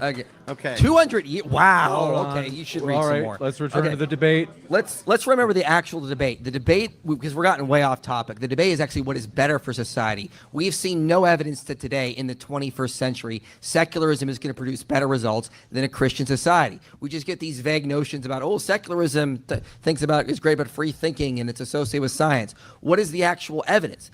Again, I'm a man of science. When I want to find out what's better for society, I read sociology. I go into the actual sociological research. I discussed things with sociologists before I came into this debate to try to say, hey, is this a good study? Is this a robust study? And they came back and said, use this one, not that one. That one's bad. That's what we actually do. If we dive into the science, there is no debate to be had here. The research overwhelmingly shows over and over again, Christianity produces better results. Now, So, yeah, I don't like the fact that secularism is sort of looked at as opposite of intrinsic religiosity, because there's a lot of secular people that just keep their religious beliefs and spiritual beliefs to themselves. And they can be secularists too. There's no contradiction in that. And in fact, from what I've read, one of the fastest growing groups in the world, in the United States right now, are the nuns. And these are people that have no religious affiliation necessarily, but are usually identified as Christian or Muslim or part of some spiritual religion, something like that, like a Buddhist or something like that, a secular Buddhist. You can be a secular Christian. It's a thing. So it's kind of sloppy debate here, I admit. maybe in 20 years, if Dr. Krauss goes out as the prophet of secularism and he rallies his seculars together and they start producing children and doing more charity work, we can have a new situation because we'll be updated by new science in the future. Right now, the current science shows us that Christianity is far better. It produces less selfish people, less depressed people, people that are not going to lean into authoritarianism. They're going to go out and make the world a better place. This is what the data shows. At the end of the day, this isn't a debate. It's what the data says.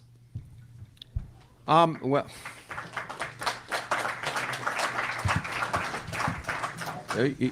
look, you can claim all you want. What motivates people to do what they want is here's the point. Ultimately, what are we talking about when we talk about a good society? We're talking about a society that values each person, values other people, tries to treat them well, tries to produce the maximum benefits for the maximum number of people.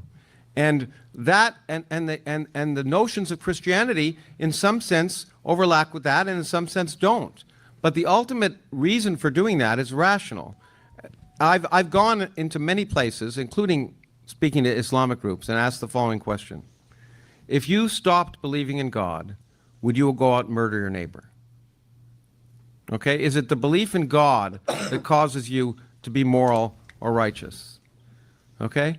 Would you disobey the many aspects of the Ten Commandments? Murder your neighbor. Would you steal? Would you take your neighbor's goods because God didn't tell you to do that? Would you do that? And almost every time I do that, people point out no, because the reason that they don't do things, regardless of whether Christian or not, is because they have a rational view of how you can live in a society which is functional, where people make a social compact to realize that we ultimately give up some freedoms because we live in a society, we have to share that society with others, and therefore we have to find a way to live harmoniously. And all of that comes from a rational view of the world, and that's not Christian. It's not non-Christian either. Yeah, that's a good point. I'm not a Christian, but I don't believe in stealing from people, hurting people, and I'm sure I speak for a lot of atheists and agnostics and unbelievers. So this is a clever little question, and I'd love to see how Michael answers that question. It's just based on a sense of empathy and sympathy. And as I say, if you did not believe in God, if you ask people, if you gave up that notion of God, would you behave differently? Most people say no. Okay. James, are we over time or not? We're near the end of the open dialogue. Okay. Any last thoughts as we draw together the threads from the debate overall. I mean, before we jump to the conclusions. I would just reiterate my main points here. One thing I want to go back to is this idea of witch burning in the Middle Ages. Again, I don't have to cite a Christian. I can cite an atheist, Nathan Johnstone. He says between the end of the Roman Empire and the late 12th century, torture had fallen into disuse in Europe. Sam Harris might be surprised to learn that Christendom owed its reintroduction not to bloodthirsty clerics, but to scientific jurists concerned to free justice from the reliance on God's intervention and to champion human judicial competence. In both medieval Europe and modern-day America, then, societies that had abandoned torture contemplated its reintroduction as a rational necessity. But the medieval story, the one for which we know the ending, recounts the failure of rationalism to control its offspring. Christianity did not lead to torture and witch burnings in the late medieval ages. As again, you can cite texts from the early medieval ages, and they say witchcraft doesn't exist. When they started to reintroduce rationalism, that led to more torture and witch burnings, and they couldn't control this horrible offspring. So if you want to claim, everything's secular, you got to claim that as well. Okay, again, you can read that in his book, New Atheism, page 224. So again, I actually want to look at variables. We cannot just say, well, Christians over here, they did something bad, therefore Christianity is the cause. Secularist people did science, therefore secularism is the cause. This is a bivariate means comparison. It's just as bad as when racists like Amy Wax say, look at where all the crime is. It's in black communities. It's not in white communities. Therefore, it must have something to do with black skin. That's absurdly stupid, as I believe my opponent would even agree with me on that. No, but you're just actually, looking Amy at two Wax variables. is not a racist, but anyway. I think she is. Okay, but that's just a very bad argument. We got to look at different variables. This is why we need to do science, sociological research, just multivariable analyses and robustness checks, running things through different models like OLS models to determine if these variables are associated with these outcomes. This is why in my opening statement I relied so much on science, because I thought my opponent was a man of science and he'd be interested in that kind of stuff. Not do this armchair kind of science where we just look at these things vaguely and go, well, look at these weird associations. No, I want to know what the multivariable analyses show. And they all... Right. That's really the point that he was getting at. And it's intuitive. I mean, when you look at history of religion, you look at how religions make you feel if you were an ex-Christian or somebody like that, then it can lead you to some intuitions about religion in general. Just you generalize it all as just bullshit. It's just all bullshit, man. It's all harmful. It harmed me. It harms others. People leave it all the time. But it's funny, some, I forgot what I was just going to say. Anyways, let me see. What comments do we have here? Caleb, the more Mike speaks on secularism, the more it's apparent he doesn't know what secularism is. Yes, I agree, man. And that's where Krauss could have really got him on that. If I was him, I would ask him to define his terms. I can't stand him. He doesn't really know the Bible at all. Well, he knows the Bible. You're talking about Mike Jones or Lawrence Krauss. I don't know. Hey, guys, got to go. Thanks for this. Just got to enjoy your evening. Yeah, you too, Lou. Have a good one, man. He's just a virtue signaler who follows the feminized, politically correct Marxist version of Christ. Is that Lawrence Krauss you're referring to, or Michael Jones? That's the only part I'm not sure about. But yeah, I do know that a lot of unbelievers will always paint Jesus Christ a certain way that's going to support their views, called a straw man argument. And so people don't try to understand, what the beliefs of their interlocutor really is concerning a lot of these things that they're talking about. Probably both. Have no idea. I know a bit about Michael Jones. I used to watch some of his things. He tries to really make the Bible seem scientific and historical. And he plays a lot of semantic game. I mean, that's just my opinion. He uses a lot of semantics, and he relies really heavy on scholarship, what scholars say. And my question about all of that is, if the Bible is written by God and God wants to save people, and the Bible's way of doing that, then you shouldn't need all these concordances and scholars and books and other things to complement it. You should just have the Bible. In fact, maybe the written word is the worst form of conveying a message you could think of, especially when cultures, societies change and a lot of time goes by. We have a lot of we have different standards of history and science and the reasons we believe these different things. So it seems like the written word wasn't the greatest way to convey that message if I were God. Mike relies on his charisma of seeming like an expert when he's not. Yeah, that's what I got out of it. That's what I get out of him. Hey, Amanda, how you doing? Glad you could join us again. Thank you so much. Yeah, man, we were just talking with Amanda. Yeah, social media is brutal, man. You can't really speak your mind without having the contrarians come in and destroy you. That's why I don't really engage with them too much, and sometimes I just agree with them why not? Because I just don't have the time for all that. Hey. Jesus spoke in parables to intentionally make sure some would not understood. He told us this. He told us this, or did the writers of the people who interviewed eyewitnesses supposedly? Is that where that information really came from?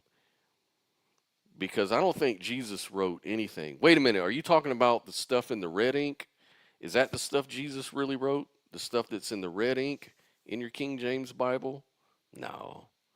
Those are just words attributed to Jesus. That doesn't mean Jesus actually wrote them.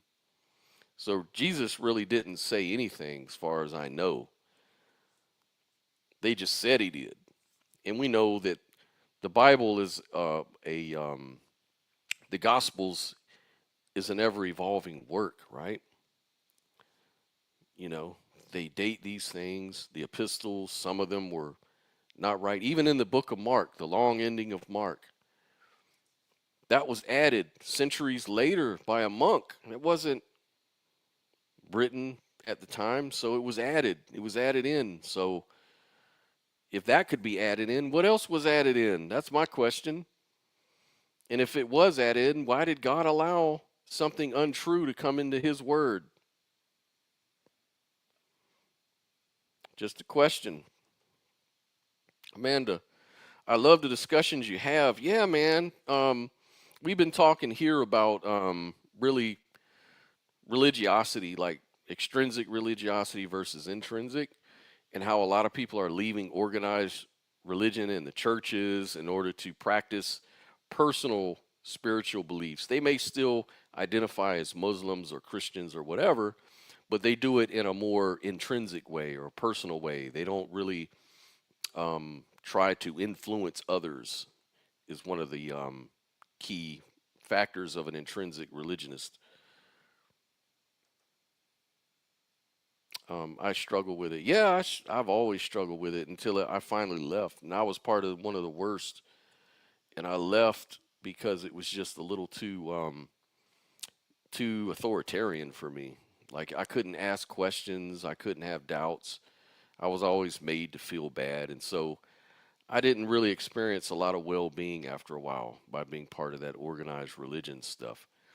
But then I became a hard atheist, and then that worked for a while, but then I kind of moved past that and evolved past that and became more of a naturalist, spiritualist, which is a sort of intrinsic religiosity, if you will. Not sure what I could actually call this, kind of like a god or affiliated with a particular religion or not. Is kind of like just my own conclusions and things of that nature. Maybe calling myself a non-dualist or an idealist kind of works, a pantheist works. I'm kind of a naturalist, but I don't really try to promote it to like people should believe what I believe. I really don't care for that part. It just works for me. I don't care what I care mainly about what people do. Are you a good person? Are you treating your neighbors right? Are you treating your community good? Are you being better for the world and worse for the world? You know, that's the kind of stuff that matters for me more than what you believe. Like, I could care less if you believe in God or don't. Who cares? You know? Me too. I left for the same reasons. Yeah. We got a lot in common in that way then. And a lot of people are like that. It doesn't help that organized religion also ends up traumatizing people. Yes. But yes, the no asking question bit is also a major factor. That's what did it for me. It just used to really make me so mad. I used to go and offer all these questions up to the elders in my religion, and they would always, if they couldn't answer the question, they would just gaslight me. It just really got annoying. Brian D., look up the curses of Deuteronomy and look at all the Germanic, Scandinavian, Celtic, Anglo-Saxon nations. See it become real before your eyes.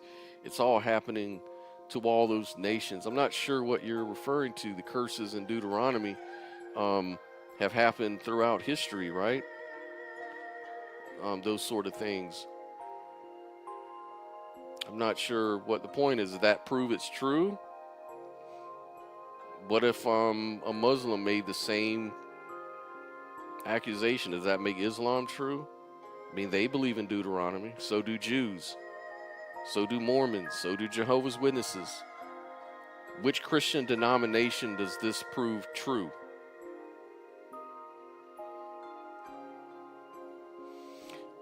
Yeah, and if you want to call in, Brian, to discuss it with me, I'm more than open, man. We can talk about it right here live rather than go back and forth on chat, because I noticed that a lot of misunderstanding happens going chat to back and forth. I'm all about discussions live, man, and we can debate or we can just have a discussion. Either way, I'm good with it. But yeah, there's just so much harm that's been done by religion and continues to be, that it's hard for people to really respect people that still claim to be Christian or Muslims, right? And they may not actually go to church, but it's just the fact that they believe in God that's triggering for people. Some unbelievers I notice on social media, it seems like they spend their whole day arguing with Christians and atheists and back and forth all day long. To do what? I think that this is kind of rooted in ego. I think people just want to win arguments, you know what I mean, online. They want to own people online. It's not about denomination, it is about bloodlines. Okay, but first of all, you have to sell me on the book for itself. Like, this book is claiming that the bloodlines matter, but the book starts off, in the beginning was God. What God?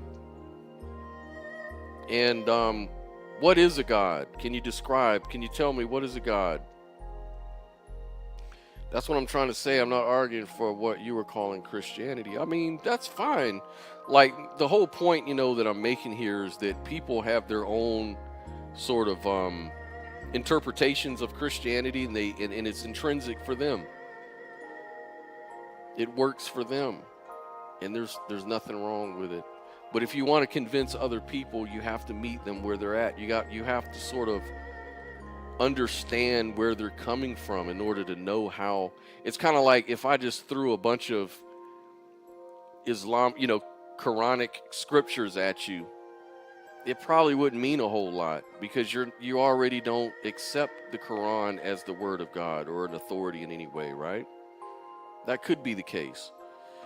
Or some, Veda scripture, or, some other thing. First, you have to establish that you both agree that the book is an authority. If you can't, you're going to be talking past each other. I enjoy having discussions with theists, but yeah, I'm tired of people trying to win a conversation out, just trying to learn from one another. Yeah, and I love to debate. I love to go back and forth. But, when you're really trying to have an honest discussion, You know, it gets annoying. That's why I'd rather do things in person. Because when people are in person with you and you're having a debate, you can actually have to think, you know, it forces everyone to have to think on their own, on their feet, and really reveal what's genuinely in their heart at that time. They don't have time to go Google stuff and look up facts that can disprove you somehow, you know. The modern corporate church of Christianity is not working. Yep, that's why the nuns are a growing group. Vaughn Eric, blessings all. Thank you, man. Thank you. You're welcome to join the show. Call in. Everybody's welcome to call in. In fact, I don't think I put up the invite code, did I? Let me put an invite code out here in case somebody wants to call in and have these discussions and share it with the audience here. But yeah, man, let me see something here.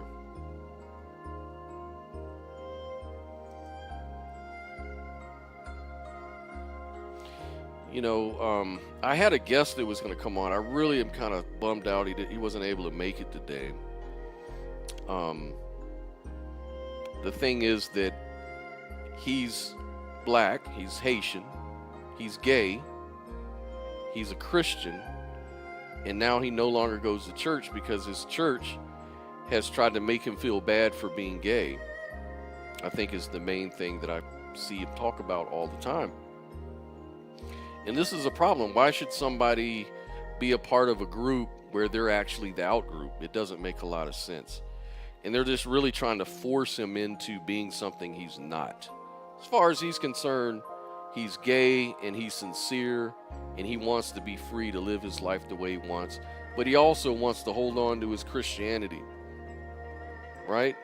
Now, a lot of people, and I'm kind of guilty of this, if you're a real Christian and not a fake, weak-kneed, phony, flag-waving Christian, you're going to go by the thing that Christianity is based on, which is the Bible. And the Bible, for me, seems to be very explicit that being gay is bad. It's a sin. Men lying with men, women lying with women.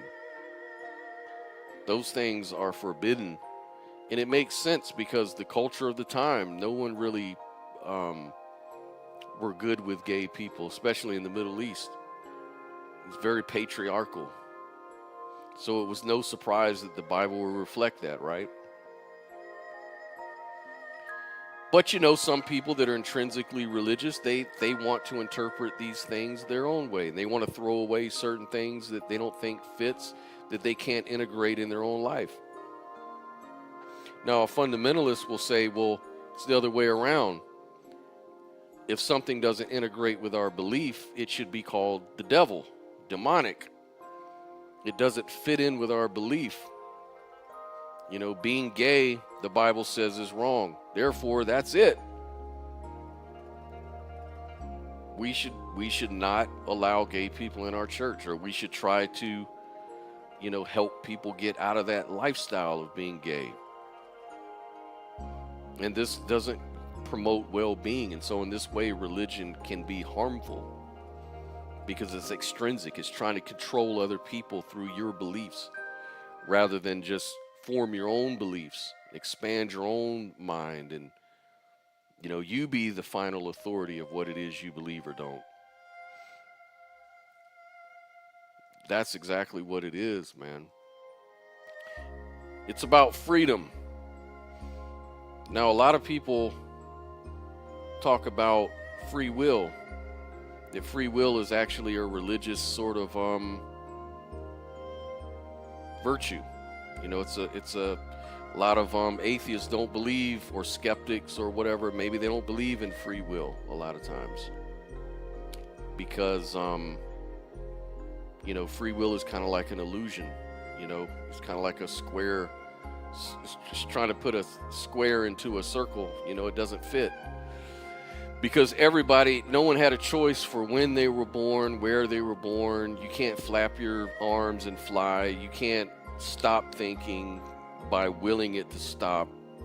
You can't will yourself to have better health. You can't will yourself to have better thoughts a lot of times. This is just the fact. And so a lot of atheists will interpret this stuff to say that free will in any kind of meaningful way doesn't exist. Whereas what they would call like a libertarian free will believer would say that you're not influenced by the outside, that you are the one who is always in control of your behavior, your thoughts, your beliefs, and everything, and your outcomes. I don't really believe that, because I think that the whole notion of free will is kind of a weird thing to say. I think we are just nature doing what nature does. We're not outside of nature, we're part of it. We're part of the causal chain. But we're sort of free in the sense that we're doing what we want to do. But we can never do what we don't want to do. We're always doing what we want to do. Always. Always. Even if you say, I want to eat that cookie, but you know what? I want to lose weight, so I'm not going to do what I want to do. I'm not going to eat that cookie. No, you're still doing what you want to do. You know? That's kind of the way I look at it. And then, you know, if you say, if only I could go back 5 years ago, I would do things different. No, you wouldn't. Because you were the person you were 5 years ago, not the person you are today. You can only do what you are. You know, you are your doing. You know, that's just a reflection of who you are. And you can't really control that. You are who you are for so many reasons you had no control of. The Bible says there is no free will, at least in the ultimate sense. Okay.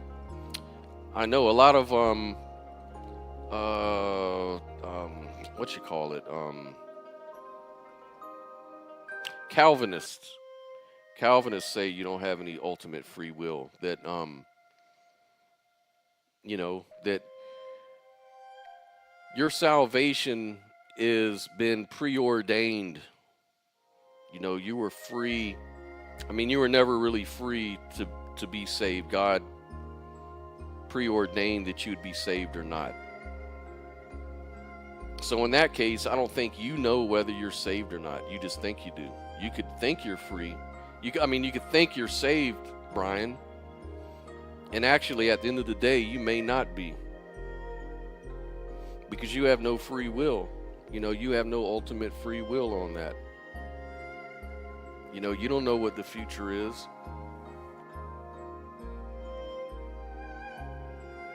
That checks out. I am a determinist. Yeah, I'm sort of a determinist too. But I believe we're determined to feel like we have free will.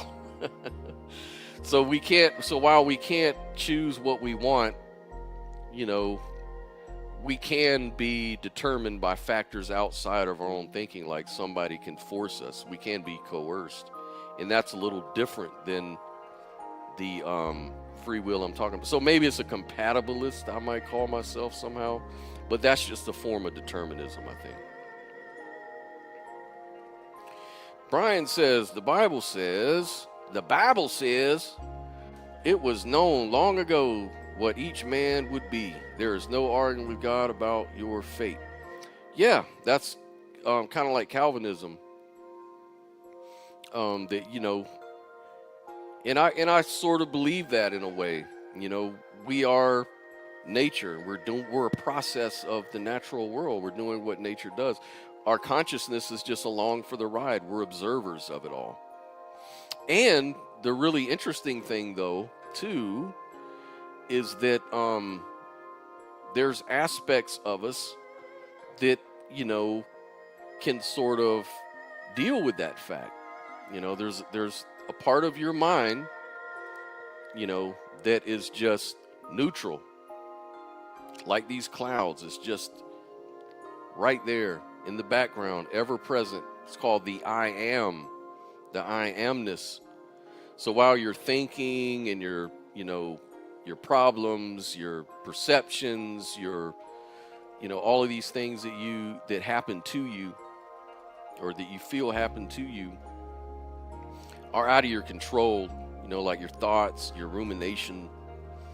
But there's an observer aspect that is just there. And it never changes. It's there when you were 2 years old, and it's there when you're 70 years old. It's that I amness. You're always that I. And that's the observer part. And that's kind of where I anchor my stuff in. You know, and if you meditate on this kind of stuff long enough, it really helps you. It really increases well-being for a lot of people. There was only one people who needed redemption. The other people were under the law and had no covenant with God. They had nothing to be redeemed from. Right. Because the law was for the Jewish people, God's chosen people, supposedly. And so the covenant was between his people. And the promise was that their seed would expand over the earth, over the face of the earth, and all that good stuff. Again, seems kind of like special pleading, because every nation in the world thought they were God's people, right? What makes it true for them when it's not true for others? You should explain that part. Because for me, I think everybody has a divine spark. You know, that's just my belief. I believe everybody has that part of them that is special. Now, it's all for me, of course. And the best I can do is to try to be a good person, have positive interactions, build a good family, good community, good friends, you know, and do well, because it enhances who I am. It enhances my happiness and peace, you know. Caleb, glad you could join me. Hey, what's up? How you? Hey, doing good, man. Never met you personally, so this is a good one. Yeah, it's nice to finally see your face. Yeah. Yeah, absolutely. So you're more of, if I understand, you're more of an atheist rather than a Christian or spiritual person or anything like that, right? Oh, hold on, could you repeat that? I had to mute the other channel because there was an overlap. Oh, I see. Yeah, I was just asking. Do you identify mainly as an atheist? Yes, naturalist atheist. Naturalist atheist. Gotcha. Okay. Is there anything you wanted to share in particular? Yeah. Well, trying to stay on the topic. I feel like something I've noticed is a disconnect between what the people, you know, they read the Bible and they read, you know, the scriptures of Jesus and what he is telling people to do. And then there's these mega churches they're going to where the pastor is ultra wealthy and they're always just needing a little bit more money from you. And it's like, I feel like that's just a major turnoff for a lot of people. And so they leave, you know? Yeah. Oh yeah, man. Like, what's that guy? Creflo Dollar, TD Jakes, Joel Osteen, yeah. You know, all of these sort of people, they really fleece their people, and I really blame them on one hand, but I also blame the people for not having an epistemology that would kind of protect them from that sort of stuff. And I guess, you know, blame is maybe a hard word, because I mean, a lot of people just don't have the tools. They don't have the emotional tools at their disposal. Maybe they've come from really bad backgrounds where they need these sort of anchors and these sort of motivations and incentives to kind of get through life altogether. And so they find a lot of value in that. It's just unfortunate that these hawks, man, they prey on them. They take their money for it. They don't need to, though, man. Like, that's what I always try to convey on my channel. Like, whether you're an atheist or a believer in something beyond that, you can do this without having to be put in a box by some other people, you know? Like, feel free to evolve, you know, change your mind. Maybe you're a believer today and you're an atheist tomorrow, and then you're back to it again, or what. It's like, it's okay as long as you are the one that's sort of driving the car, you know what I mean? Yeah. Not somebody else. And another thing, I'll bring up a story my wife told me, that it's like her mother went to this church and she was really enjoying that particular church, but then one day the for whatever reason, the pastor just started demonizing single mothers, and it's like, yeah. And that was like the last time she ever went to church, and I'm just like, so an issue I'm seeing is like this preachers, pastors, priests, whoever. It's like they don't know how to talk to their people in a meaningful way. Yeah, they're usually very disconnected in my experience in talking to other people. Is that, you know, it's gotten to the point where it's just an entertainment center. They even hire secular musicians, secular staff to come in and do different things, and so there's no real connection between the preacher, the staff, the deacons, and the other people who serve the church. There's no real direct relationship there, and so the community kind of gets watered down. And that was kind of the whole point of the church, is to provide a community, a family. You know, they call it the church family. But the church family, when it loses that part, I think you're going to see a lot of people just leave in droves, because I can't really understand what is the other benefit that people find from it. Like, when I'm reflecting on my own religious experience, I used to look forward to going to my congregation and seeing the faces, the regulars, and interacting with them and talking, going out to lunch, doing the things we do. It was like a family. It was like an anchor. And then when I had money problems, they would help me out. Like, they would come to my aid when I was really in problems, and vice versa. And that became a really strong motivator for me to stay a part of it, because I'm like, I could never imagine leaving my friends like that.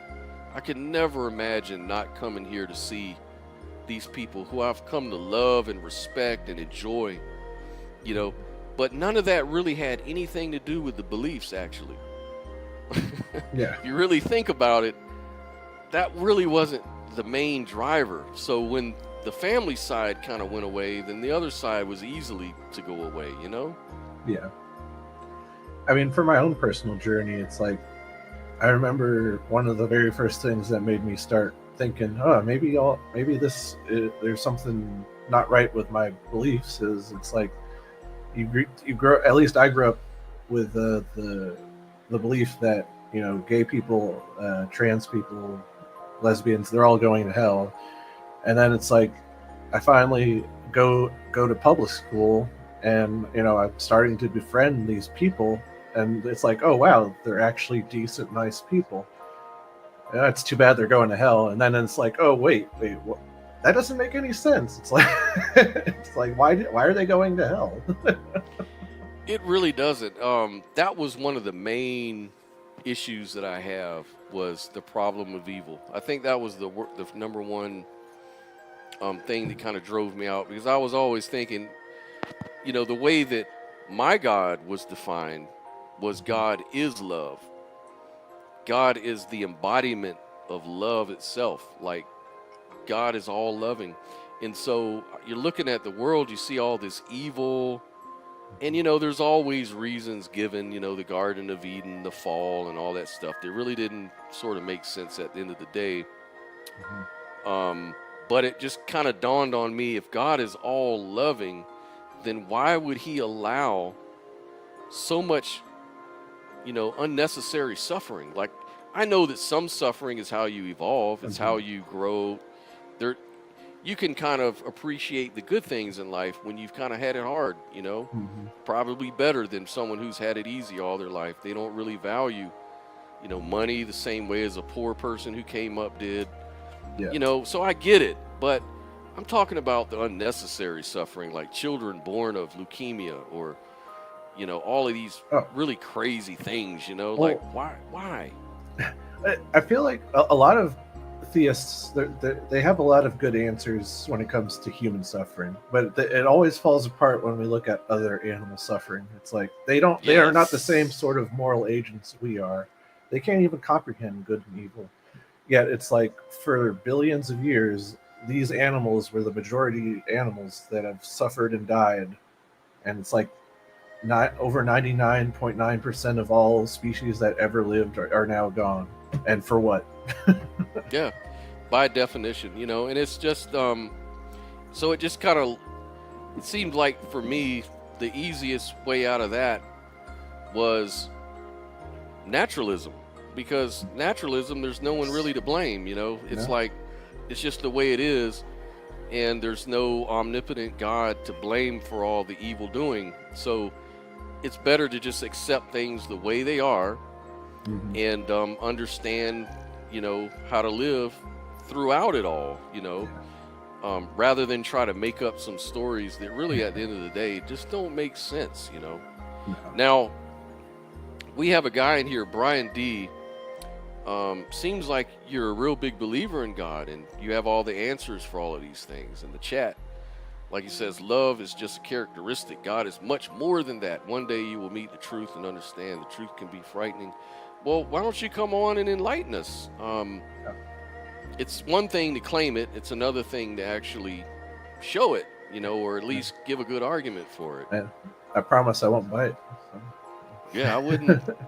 I'm all for it, and I'm all for new information. If you've got something, like, I can create some ways to make the God make sense. You know, one of the things I kind of floated by someone, and I come to realize that it's not a new idea, but I thought it was my own idea.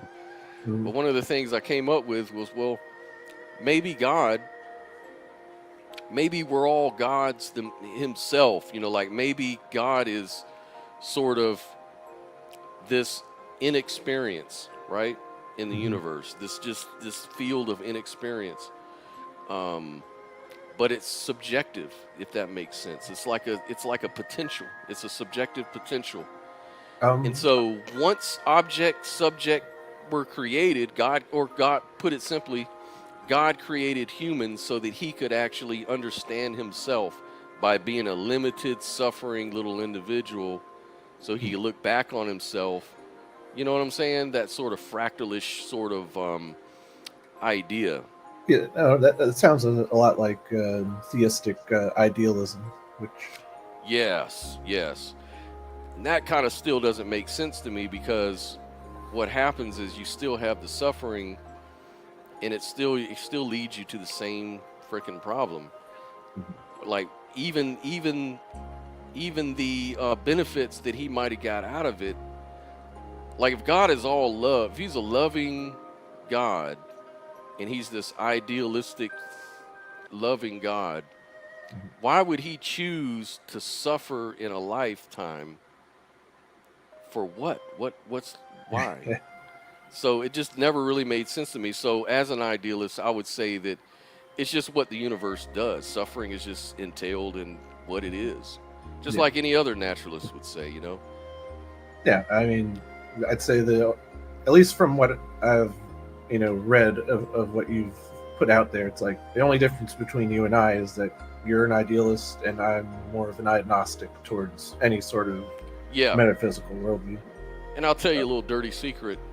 I'm kind of ultimately an agnostic anyways. So while I'm an idealist, these are just the words I say. And there's probably a lot of psychological reasons for me to say that. A lot of it has to do with just how I can argue for things rather than other things. And so they're useful labels, which I feel like a lot of people get too caught up in the labels. Yeah. So and two, idealism for me, like, for example, like maybe we can change the gears a little bit just for a second, just because I love the topic. But one of the things is that, when you look at, say, I value science. Like I value the consensus of science and things like that. That's just me personally. Like I know a lot of people call that scientistic thinking or whatever, but not really. Yeah, scientism. I don't really think I'm a scientism type guy, but I do like science. I kind of like let it at least guide some of my philosophy. Yeah. And so what I've come to realize, and it's pretty common knowledge, like, say physical states become physical states when they're observed. When you think about quantum mechanics, right? There's this little law, the observer effect. And basically, down to the 10 to the minus 33 centimeters, there's nothing really to observe. If you shine more light energy on it, you'll just create a black hole because there's nothing there. You're just going to, create a black hole. So there's nothing really there. But if you look at some probability, right, in quantum mechanics, called a wave function, right? And if you observe that wave function, it will always collapse, what they call collapse, into some sort of physical state. It'll evolve into a physical state. So the question is, well, what was it before it was a physical state? And the thing is, it can't be just another physical state, because that wouldn't make sense, So it's got to be something. So the thing is, it's unknown. That's the real answer, is agnosticism. You don't know what it is. But here's the thing about that. I also like, as a guide, when it comes to these metaphysics and it comes to these sort of hypothesis sort of stuff. Yeah. I am usually guided by parsimony. Occam's razor. Yeah, simplicity. And not adding things into the theory that you just make up, because you're just creating a point of failure for no reason. Yes. So the only thing we know about reality, there's two aspects of reality. There's our subjective, feeling, sort of subjective reality. Yeah. And then there's this objective part of reality. So if these are the only two things we have, the physical world we observe and the mental world we observe, there's only these two things. There's no other thing. So in the name of parsimony, I would say that pretty much bottoms out to an experience. It bottoms out to, it evolves from our experience. It all happens within an experience. So that's all we can really say about it, is that this is experiential. And so consciousness states, mental states, could be the only other option from physical states that I can imagine. I mean, you can always say, well, it's probably some unknown thing, but that kind of like, now you might as well say magical leprechauns did it, right? So that's the only reason I say idealism. For me, it's like, well, for me to agree with the theory, it has to have simplicity and it has to have explanatory power. If it's overly simple with no explanatory power, it's not of no use to me. And if it has all this explanatory power, but it's super complex, then it's probably not true either. It has to have that nice balance of both, for me. Yeah. So like, it would seem that like as far as we know, like our own consciousness seems to be correlated with a brain, with a body. It's always embodied, it's like, that's the correlation. So if we're going to say like the metaphysics is some unembodied mind, well, then that kind of like introduces something that we're not familiar with, something that kind of doesn't make sense, at least in one perspective. And I would say those, I would just say that would be probably one of my hangups with wanting to go towards idealism. Yeah, I understand. And so materialism, well, we know that materialism bottoms out at 3 to the minus 33 centimeters, right? So we know that there's no matter as such beyond that. Now there's hypotheses like the multiverse, like there could be a multiverse that all this stuff came from, right? But then multiverse, that's not very parsimonious. You're talking about infinite. Now you're introducing infinite number of, you know what I'm saying? Which is why I don't believe in the multiverse. Right. Me neither. And then you could say, well, maybe God did it, but then that's also introducing an infinite mind and an infinite, with all this all-loving omni properties, like all these, not very parsimonious. But under a naturalistic form of idealism, all you're really saying is that the only other aspect I know of that encompasses everything in our appearance of reality, including the physical, is the mental. That's all we have. And so there could be something mind-like to it. And if you look at, like, what are we talking about when we talk about quantum fields? What is that? It's like a probability distribution.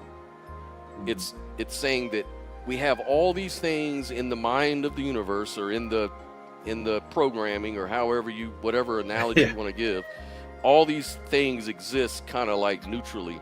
Soon as they're observed by another conscious mind, all of a sudden, boom, it becomes part of your conscious mind as a physical out there object. So in that way, it kind of seems like it makes sense on that. But again, ultimately, I could be very wrong about that. I mean, from my own understanding, which, me trying to understand quantum physics, that's Yeah. I'm not even an expert, so it's Me like, but neither. it's like, from my understanding is like, the observer doesn't have to be a conscious being, but Right. it's like, so it's like, it just has to be two particles, being aware of each other. I'm not sure if there's any better way of describing it that way, even though they can't technically are not aware of each other. It's like there's some sort of connection, which somehow they're able to.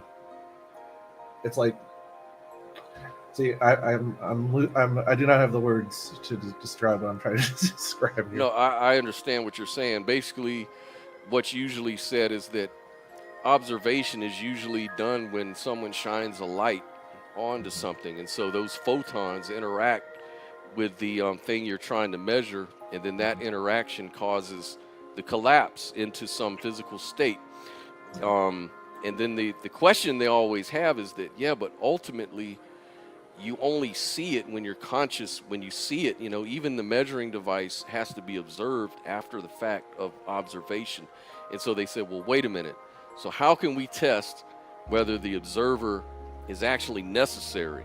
And let's define observer. So let's say observer has to be someone who consciously evaluates and values a thing as this or that, right? So what they've done is they have a clever experiment called the retro, it's like damn, I can't even think of the name of it, but it's kind of like quantum retro measurement, where they find out the state of a thing before the conscious observer looked at it, and then they compare that to the information after it's actually been through the device and everything like that. So it's really weird. I don't want to get too far into it because I'll probably wind up making a very terrible analogy. But basically, it's a way of saying that the state actually collapses into a definite state once a person, a human, can see it and measure it, right? Mm-hmm. Because it's done through this retrocausation thing. Damn it, I need to really use the right word. Hold on just a second. I'm going to pull this up. But go ahead, man. Have you ever heard of anything like that before? I feel like I have. I mean, it's like I try to, stay on top of, what happens in the world of science, because like you, I love science. I think it's one of the best ways to understand the natural world around us. Mm-hmm. But it's like when they start saying things like, the universe isn't, local or real. It's like, all right, well, what does that truly mean? And it's like when you try to dig deeper and deeper, it just starts to get overwhelming. Yeah, it does. And I don't really care. I think that, again, the main thing that I worry about is what people do, rather than what they actually believe. So it's really just a philosophical, thing or whatever. It doesn't really mean a whole lot in your practical world, unless, you can say that, through non-duality and idealism, this has affected, I'll be honest with you, it's sort of affected the way I interact with the world. Mm-hmm. That much I could say is true, because I've been actually practicing this stuff for almost 10 years now. It mainly really more seriously in the last 3 years. Mm-hmm. And through the practice, I've learned to look at people for who they are. And when I say who they are, I mean the aspect of their experience. You are an experience rather than the self narrative that might be, told, right? Yeah. So even to myself. And so when you look at everyone as just a pure awareness, you're just an object in awareness. You see there's more of a oneness, a non-duality, a more I don't know, it's kind of weird, kind of hard to describe, but you kind of see everyone as the same, and then you're more empathetic. It increases the empathy. Now, some people don't need that at all, and that's fine. I have no problem with that. But for me, it seems like I've actually increased my empathy, my patience, my ability to experience flow states, other things that make life more peaceful for me, right? Yeah. And for others. And so there's a benefit in that way, but that's kind of a side issue. That kind of goes back to intrinsic religiosity. Yeah. And not everybody finds that intrinsic religiosity in the same way. There's different paths. And I don't shit on anybody's path. You know, if it's pure atheism and skepticism, dude, I've been there. I understand that atheists can be just as good as anybody else. And they can be just as shitty as everyone else. It's like I'm an atheist, and the amount of terrible atheists I've come across, just just because I embraced atheism doesn't automatically make me a good person. Just like same with religion. It's like right. We just all try to find the tools that can help us get what we want in life. You know, like for me, you know, I suffered for a while with depression and anxiety and different things. And I got turned on to non-duality and stuff like that when I was living in California. And so I would do certain practices. He says, don't look at it like a belief. Don't look at it like it's some faith belief or something you have to believe or strive for. Just, this is a practice. This is something you should be able to relax and just naturally gravitate to. And I did that, and I went through the practices, and it definitely got me out of my depression really quick. My anxiety melted away, and I started looking at other people a lot better. And then my life improved just on a physical level.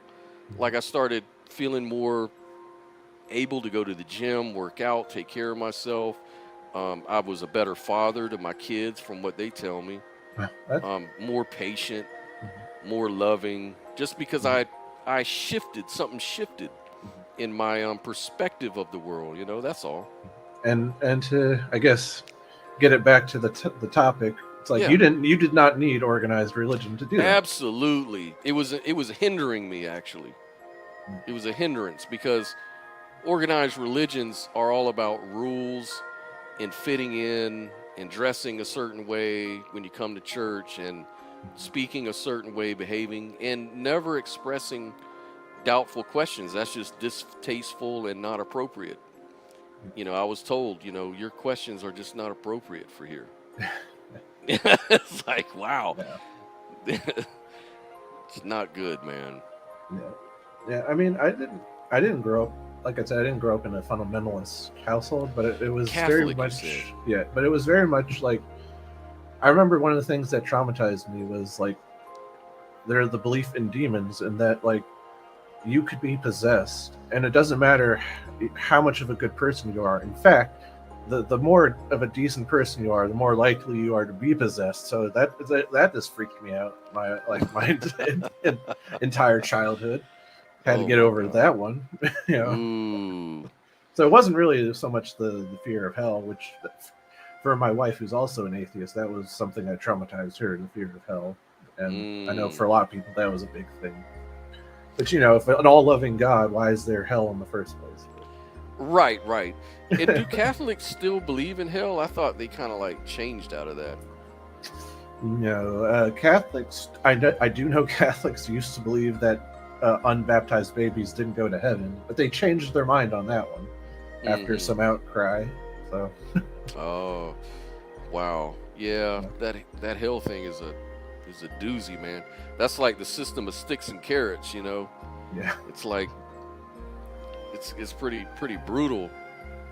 And you know, a lot of Christians have tried to integrate a more modern, compassionate, humanist view by describing hell as, you know, somewhere you go if you choose to, and it's only when it's for as long as you want. So I've heard a lot of I think Michael Jones actually says the door is unlocked from the inside.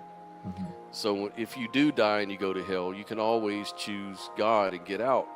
But It's there for people who choose to not be around this omnipotent, omniscient, omnipresent God that's supposed to be everywhere, yet he's not there with you in hell.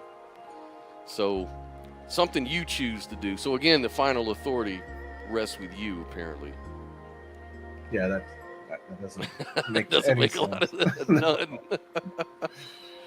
But, Absolutely.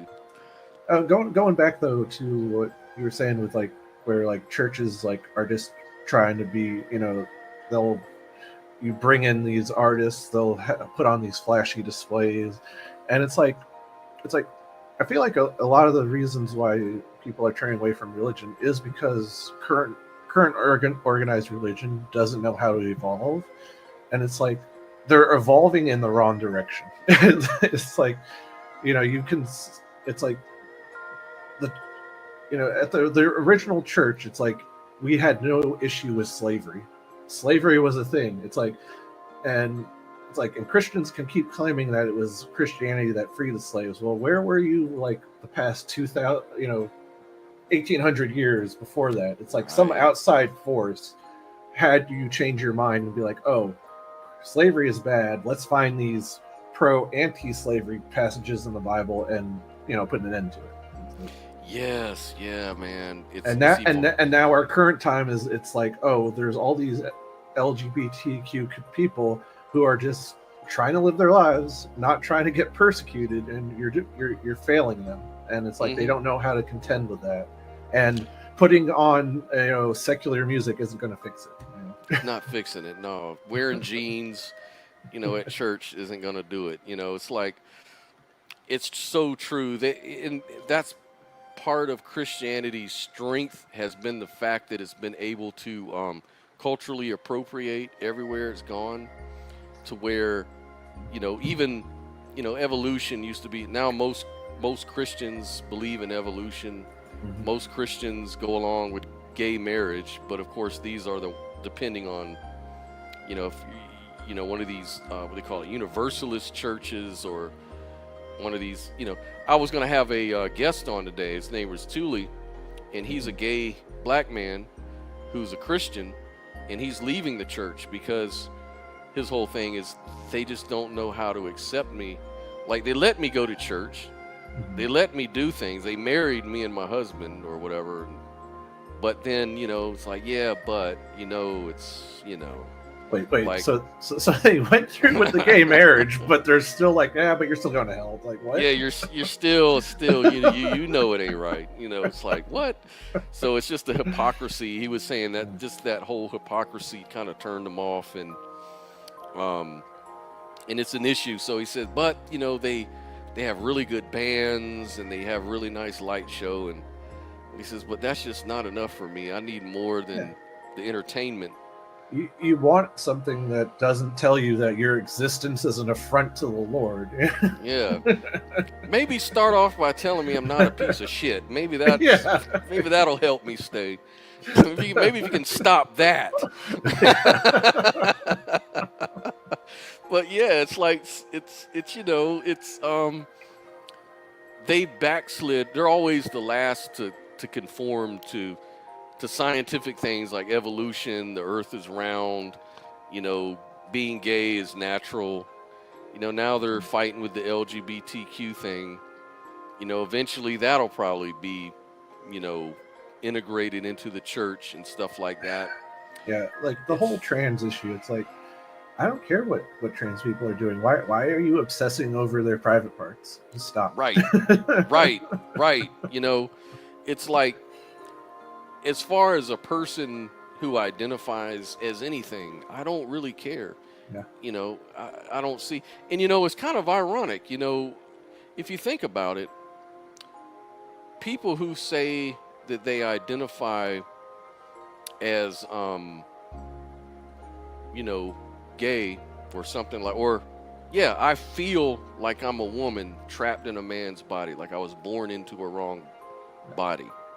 Kind of like this soul that was put into a vessel that doesn't fit, type of thing. And this is all experiential.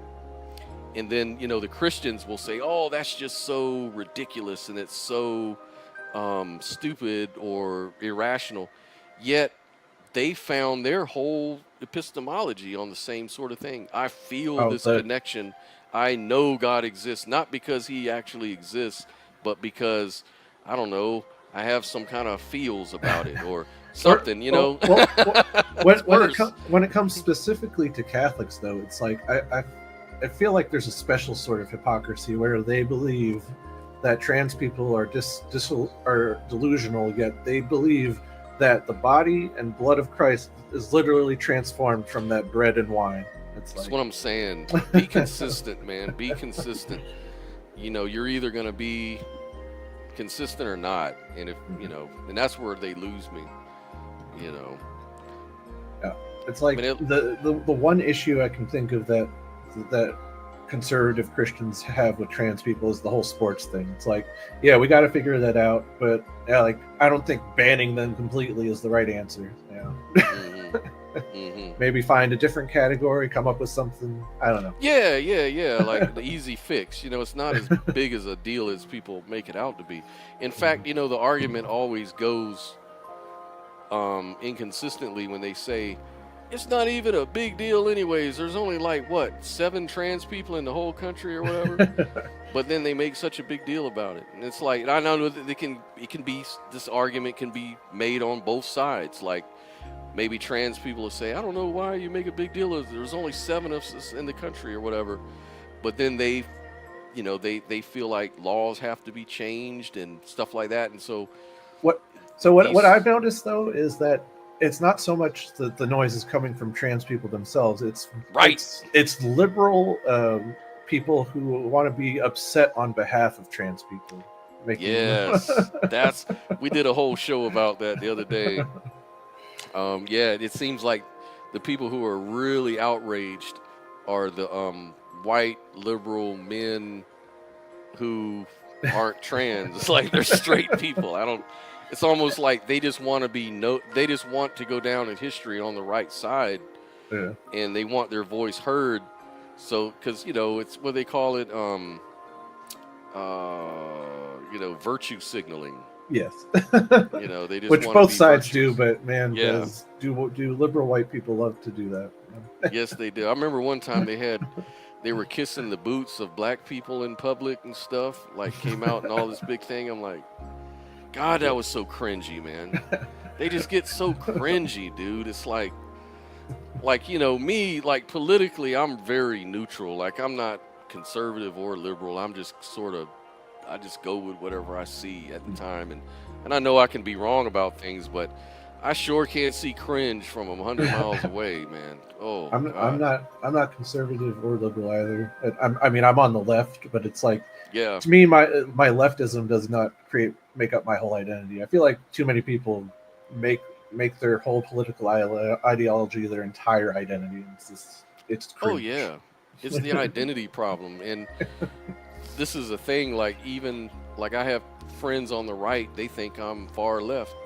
And then I've got friends on the left that think I'm this far right guy in the closet. It's like, no, I'm not. I just have an opinion, and when it's presented to me, and I may be wrong. I may need to learn more, but right now, the way it's being presented to me, it doesn't make any sense for whatever reason.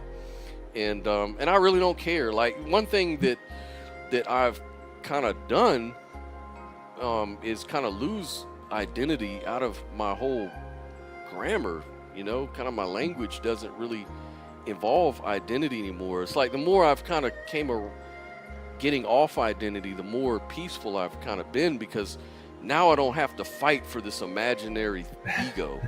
You know, like, oh, wait a minute, you're saying atheists are bad? Man, fuck you, man. I'm coming at you, you know, and I lose my peace and I lose my temper and all of this stuff. And it's like, why should I be so wrapped up in that? Like, it's just a word, you know? Yeah, no, I agree. It's like I'll label myself a libertarian socialist, but it's like, those words are just useful descriptors. It's like, at the end of the day, it's like what really matters to me are my humanist, you know, ideals. What, you know, the things that I find moral and immoral, you know. Did you see that debate with Andrew Wilson and Matt Dillahunty on secular humanism versus Christianity. Man,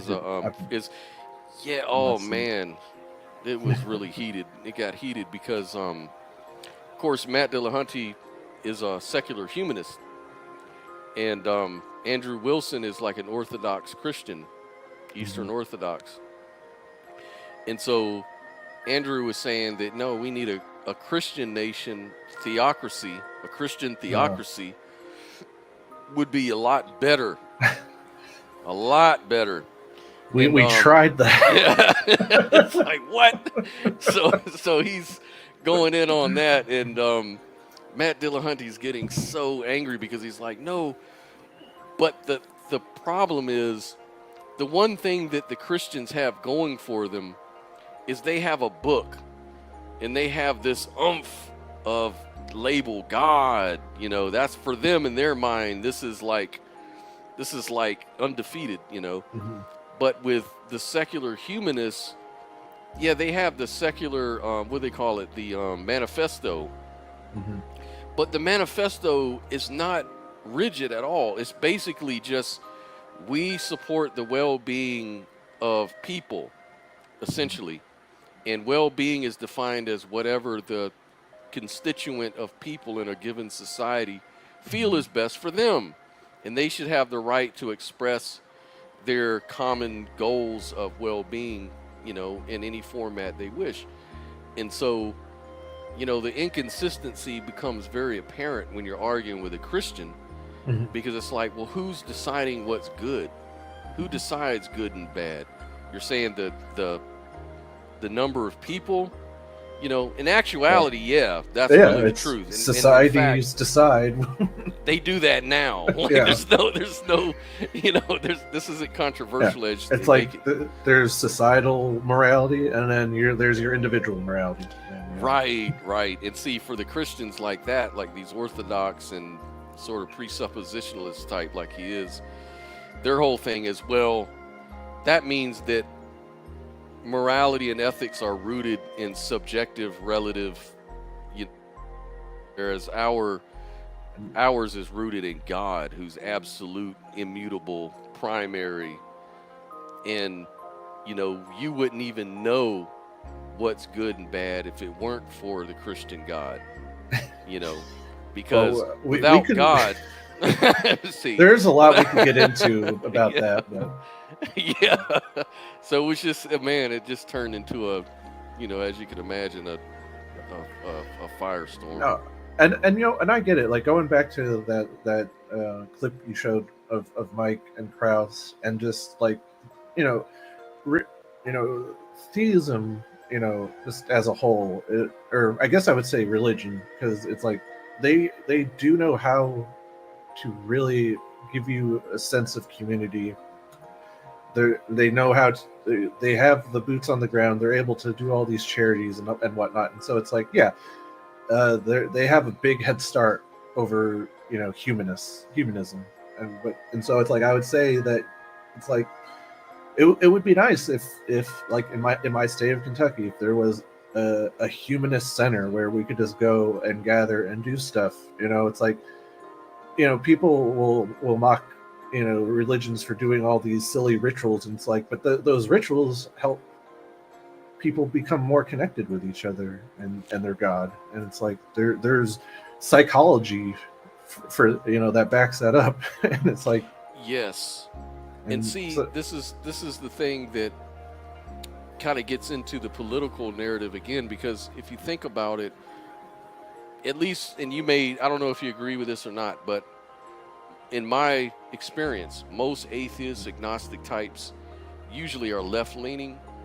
Like, they're usually leftist, you know, somewhere, especially when it comes to social things like the betterment of the poor, things like that. This seems to be like a leftist sort of progressive sort of talking point, whereas privatization and personal accountability, like helping your community through churches and stuff like that, is usually a right-leaning thing, right?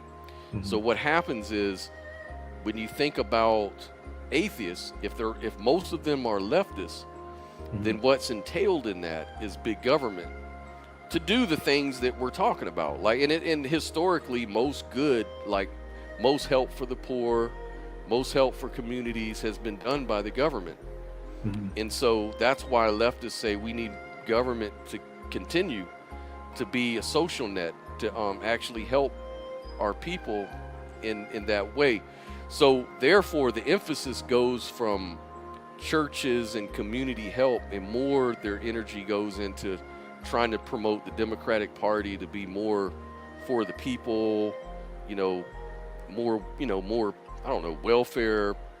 Well, I don't know, all kinds of things you could imagine, like universal health care is one of them. Don't get me started on what's wrong with the Democratic Party. So. Yeah. Yeah. So that's just an observation, and I know I'm probably exaggerating, maybe. Well, no, but from my own experience, most atheists I've come across are leftists. That seems like a accurate stereotype. But I've also come across mega atheists, so we're all over the place. All over the thing, yeah. And the real thing that I try everybody to really focus on is that atheism says nothing about politics and worldviews and philosophy. It's just one singular reaction to a claim. That's all it really is. I saw like a theist once told me, I think it was in the YouTube comments on some video, but it was like they were like, atheism offers us nothing, and I'm like, well, yeah, it's not supposed to. Hey, how's it going, James? Nice to see you again, brother. Hey there, great. Good. Hey, James. What's going on, man? You've been keeping up with... Yeah, I bowed out briefly because I had something to go do, and I came back and I saw you guys were on a topic that's, as usual, that I find interesting. Yeah. And I agree. The trend amongst self-labeled atheists is toward the left. And honestly, I would love to see somebody do a scientific paper or a book about how that happened, because it's not really... I don't think it's a natural phenomenon. I think it's a cultural reflex. I think that if you were to remove all the cultural influences and the tug of war and the factors that cause people to divide, you would find that atheism would span evenly across the entire political spectrum. And I think that the reason so many people end up being left of center as an atheist is because they're coming from these conservative Christian environments and homes. And so when they deconvert and go hard atheist, they also push against the religions that are embedded in. Go ahead. Oh, I was just going to say, like I'd say you really described my own experience. Like I don't know if you saw me in the comments, but it's like I grew up in a conservative Catholic household, and I went complete opposite of that and became a libertarian socialist atheist. And at least for me, though, like the underpinnings of my leftism, it's like I'm left because, at least in my mind, leftist policy positions seem to align with my humanist ideals. Right. If there was a better system out there, left or right, that better aligns with my humanistic ideals, I would drop socialism and move over to that. Yeah, that makes perfect sense to me. And to be fair, despite the fact that I'm very critical of humanity kind of in general, I'll admit that I think that most people have a conscience, and most people generally have this sense of compassion that they want to bring love and healing to the world.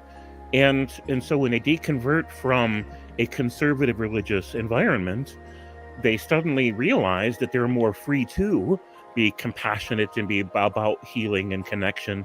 And when they look at the political spectrum, that's where the left is at, right? That's what defines the dividing barrier between the two.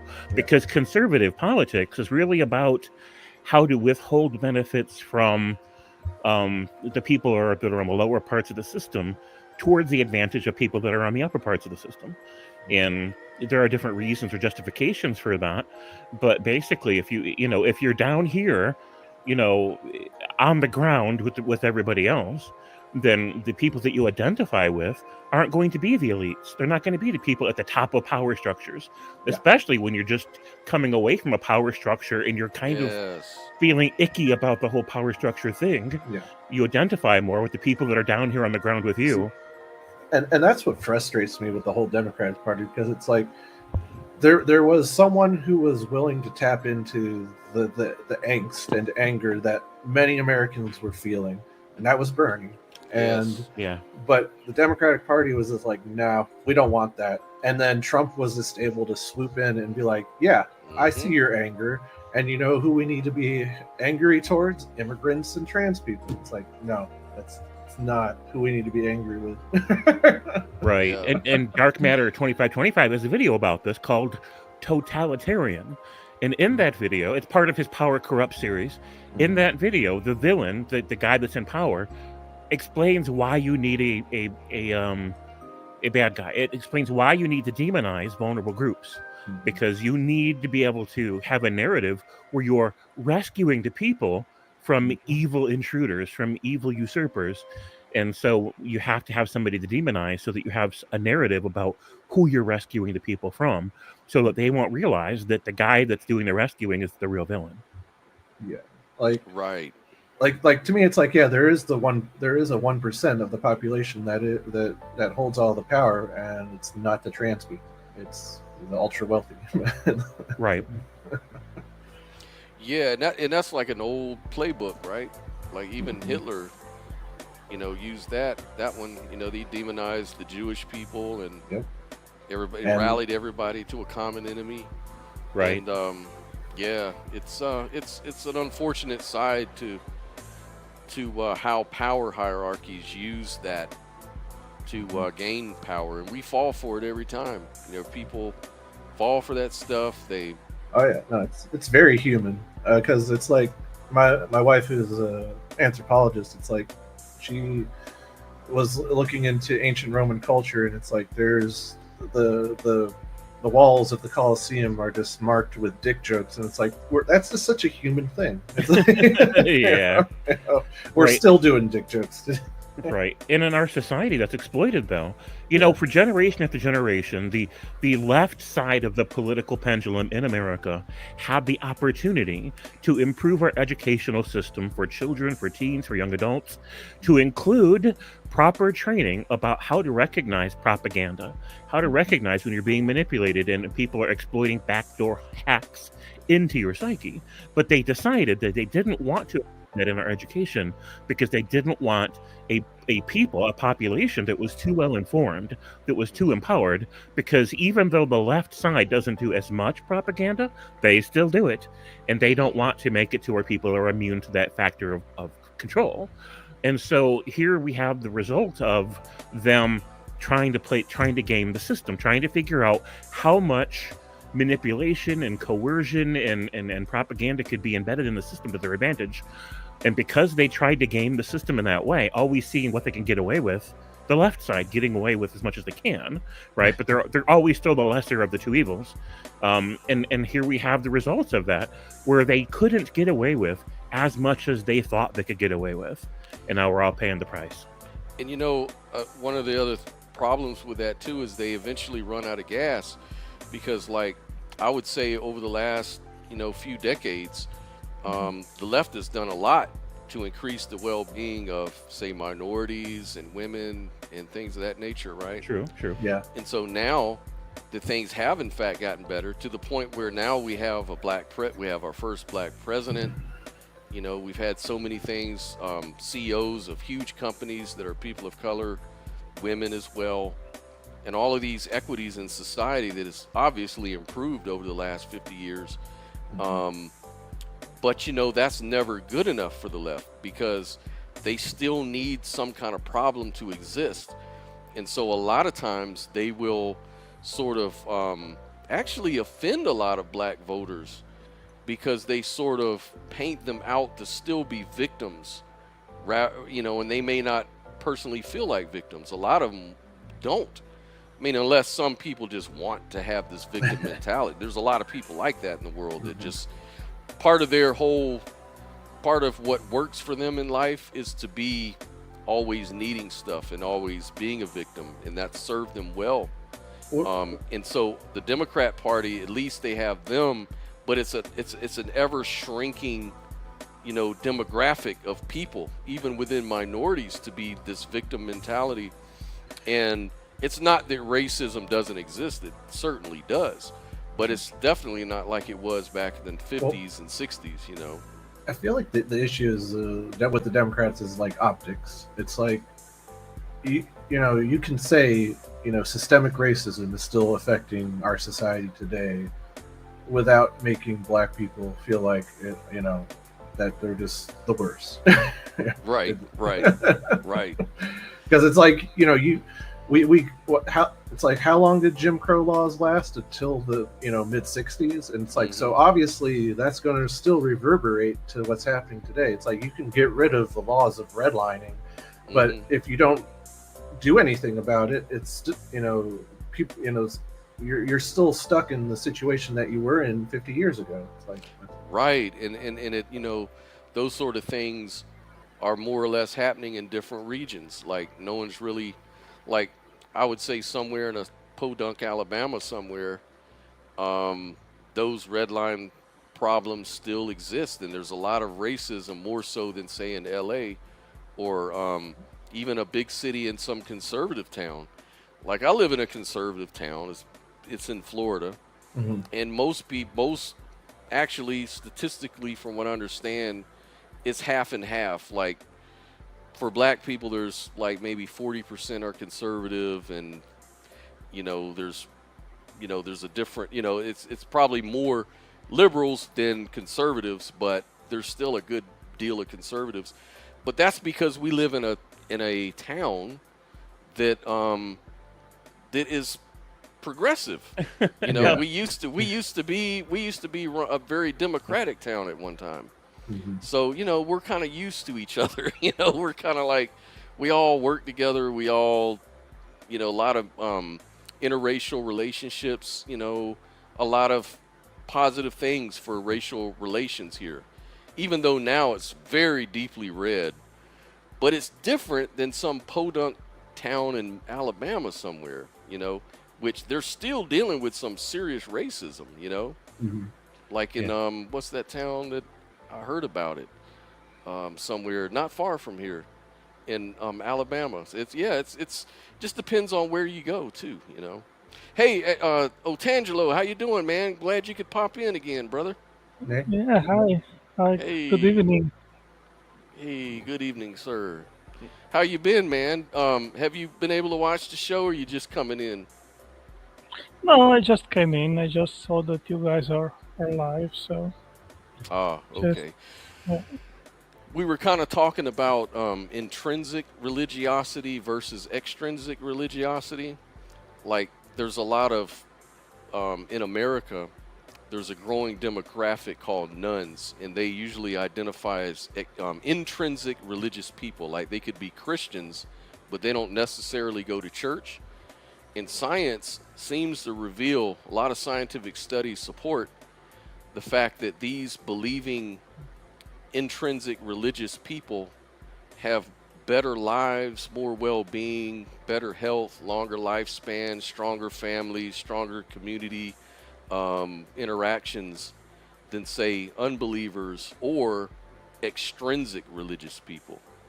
What are your thoughts about that? I am classifying myself as one, which you just said, because it's quite some time that I don't go to church, and that's because basically I've not found a church here which I like. So I continue a believer, but without a community in a church, basically.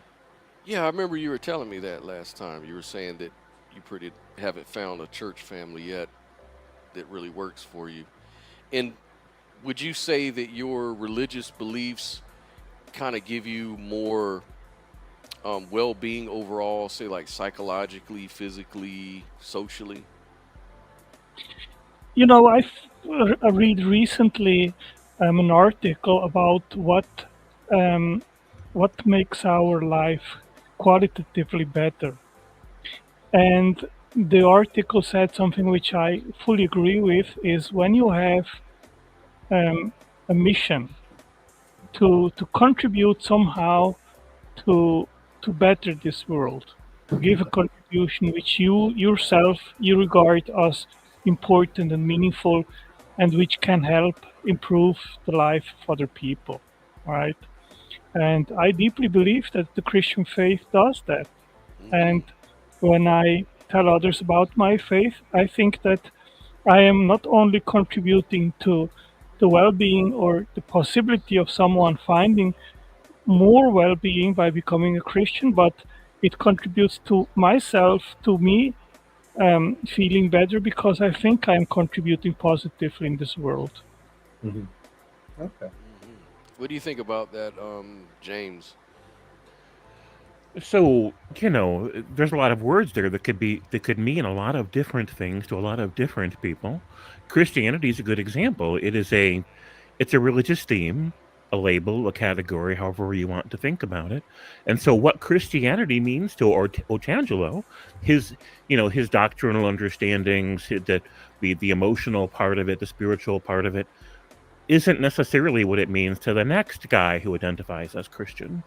And so I'm not negating it, and I'm also not endorsing it. I'm just acknowledging that for him, the experience of Christianity, whatever that might be, has been empowering and has encouraged him to want to be a force of good in the world. And I recognize that incentive is there. Yeah, I'd say for me, I recognize two broad groups that you can place Christians into, and those are the stewards of the earth Christian type, and those who what my wife would describe as a death cult Christian. It's like they can't wait to die. They want to bring about the second coming of Jesus as soon as possible, and but it's like, from what I can tell, it's like Angelo falls into steward of the earth Christian. It's like you want to better this world as for however long you are here on Earth, and it's like I'm friends with a lot of progressive Christians, who it's like they want to see their religion as a force for good in this world, want to better humanity, better the animals that are already living here, and so it's like I can totally appreciate that. And look, I mean, the question was very broad, so I just gave myself as an example. But I mean, you can be from another religion or have something else which you think that contributes to improve somehow the well-being in this world and to other people. It can be that you teach yoga, or that you are a Buddhist, or anything else. It doesn't just apply to Christianity or to my faith. Mm-hmm. Yeah. I'm trying to think. I'd say like one of the things that I could say I'm envious of theistic people is the concept of divine justice. Like it's a real bummer to be an atheist and be like, oh man, there are terrible people out in this world who are they're never going to get any sort of comeuppance, justice. Yeah. They're just going to keep getting away with the evil they're doing. And it's like If it must be nice to be able to go to sleep thinking, hey, they're going to go to hell, or they're going to face God. I mean, if naturalism is true, and if there is no creator which will provide justice and an ultimate judgment of all people, then indeed we live in an extremely unjust world where Putin and Hitler and Idi Amin and other dictators and other people that they did extremely evil things in this world, they will never pay for it. They die and it's over, and that's it, and nothing else happens. And I mean, if you think about that, that is extremely frustrating. It is, yeah. Sure, I agree with all those points. However, with that being said, my ideas about justice are rooted in what I would do, like what I would do if I were God. And I'm looking down at all these people behaving in all these different ways, and I'm seeing some of the worst people, comparing them to some of the best people, and I'm thinking to myself, here's what I would do as preventative and as care and as treatment and resolution. And my ideas about what should happen is not what Christian sects say that they think should happen. And so while there is this call for justice within Christian communities, great, but what they mean by justice isn't what I mean by justice. And so there ends up being a deeper discussion that needs to be had. So Oh yeah, no, definitely, because it's like even though I just said, oh, they're never going to hell. It's like, but do I really want them to be suffering for eternity? It's like, even the worst of humanity that I can think of, Hitler, Stalin, Osama bin Laden. It's like I wouldn't like to suffer for an eternity. Like I can't even wrap my mind around that. It's like, to me, is this there's no crime or crime on earth that deserves such a thing. Like I don't know if you guys agree with that. Well, I would say that my human side wants to see them suffer forever and ever and ever and ever. You could say, like I could say, I get so angry if I realize my own daughter was one of those victims, or my son was one of those victims. I'd probably want them to suffer as maximally as humanly possible. But the thing about that is, it's irrational to feel that way. And if you look at it objectively, the other thing too is that some Christians, one thing that kind of confused me with certain kind of theology, is that some Christians will say, well, we kind of need this evil to exist because actually God could never express his love without this kind of evil existing in the first place. So God allows these things to happen so that he can manifest his love, because if all is love, then it doesn't mean anything. You define terms by their opposites. So you need this suffering in order for God's love to be realized, I halfway agree with that and halfway don't. There's a professor named Paul Bloom, and he's got a big think video about suffering, about why we need it. Because you can't, basically the gist of it is that we can't have a sense of gain without a risk of loss. We can't have an appreciation for warmth without experiencing cold, etc. And I think that generally he's right about that. But then this doesn't really excuse the extremes of suffering in our world. This only testifies to the fact, logically, and from our own lived experience, that we need some risk, some pain, some loss, right, in order to give our life and our relationships and our experiences meaning and value. And that's one of the problems I have with the idea of heaven, because if we talk about heaven as a place where you're never going to feel those ways again, then I would think it wouldn't take very long for it to not feel like heaven anymore, because everything's just this dull, monotonous gray. It just loses value. I don't know if you've watched the Good Place, because I feel like that's a good critique on the whole, what happens if you reach heaven. Good Place? Yeah. TV series. On Netflix, made by the same people who did the Office and and Parks and Rec. Gotcha. Well, one of my questions is, one of my hard things is then really what is bad? Like, if the suffering and the evil and the sin is here necessarily for God's sufficient moral reasons, or whatever the case may be, then really there is no bad. Everything that comes from God, everything he allows, is ultimately good. And so then it's almost like if I see a mother who lost her child, would I really tell her, well, actually it's a good thing he died, because in the ultimate sense, God has achieved his purpose. It helps us understand good. I don't think that mother would appreciate that much. And I couldn't really consistently tell her that. It would be more like, that would be a cruel thing to say. Right. But philosophically, if you argue that way, I would be at least inconsistent with that, Yeah. I mean, imagine using that for a legal defense in court. You've gone around axe murdering people and setting people on fire, and you're like, well, my religion, my theodicy says that every single bit of suffering in this world ends up being a net sum positive. We just don't know how yet.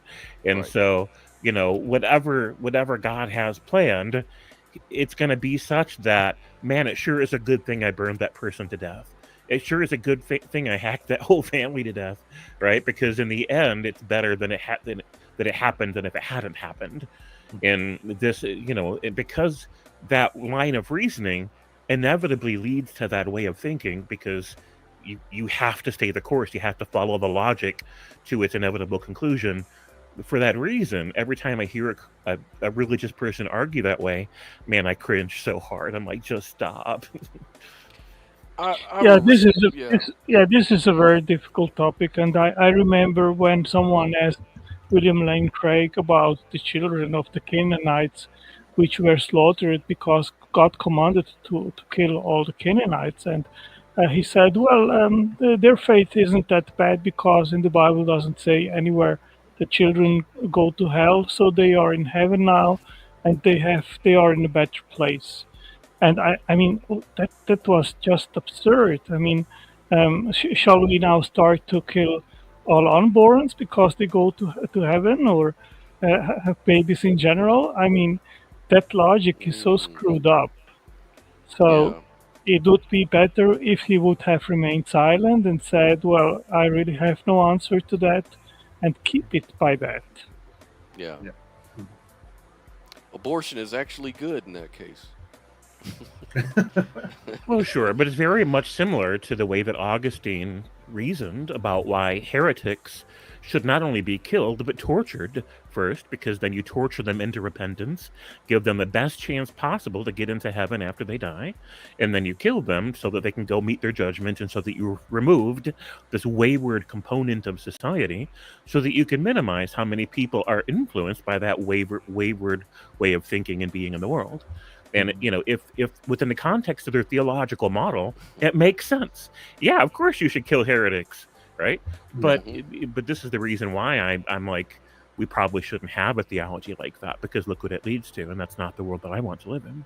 No. Well, if you go this line of reasoning, then you should start to torture atheists because maybe that torture is just temporary, and if in the end he converts and he dies, he will not go to experience eternal punishment. He will go to heaven.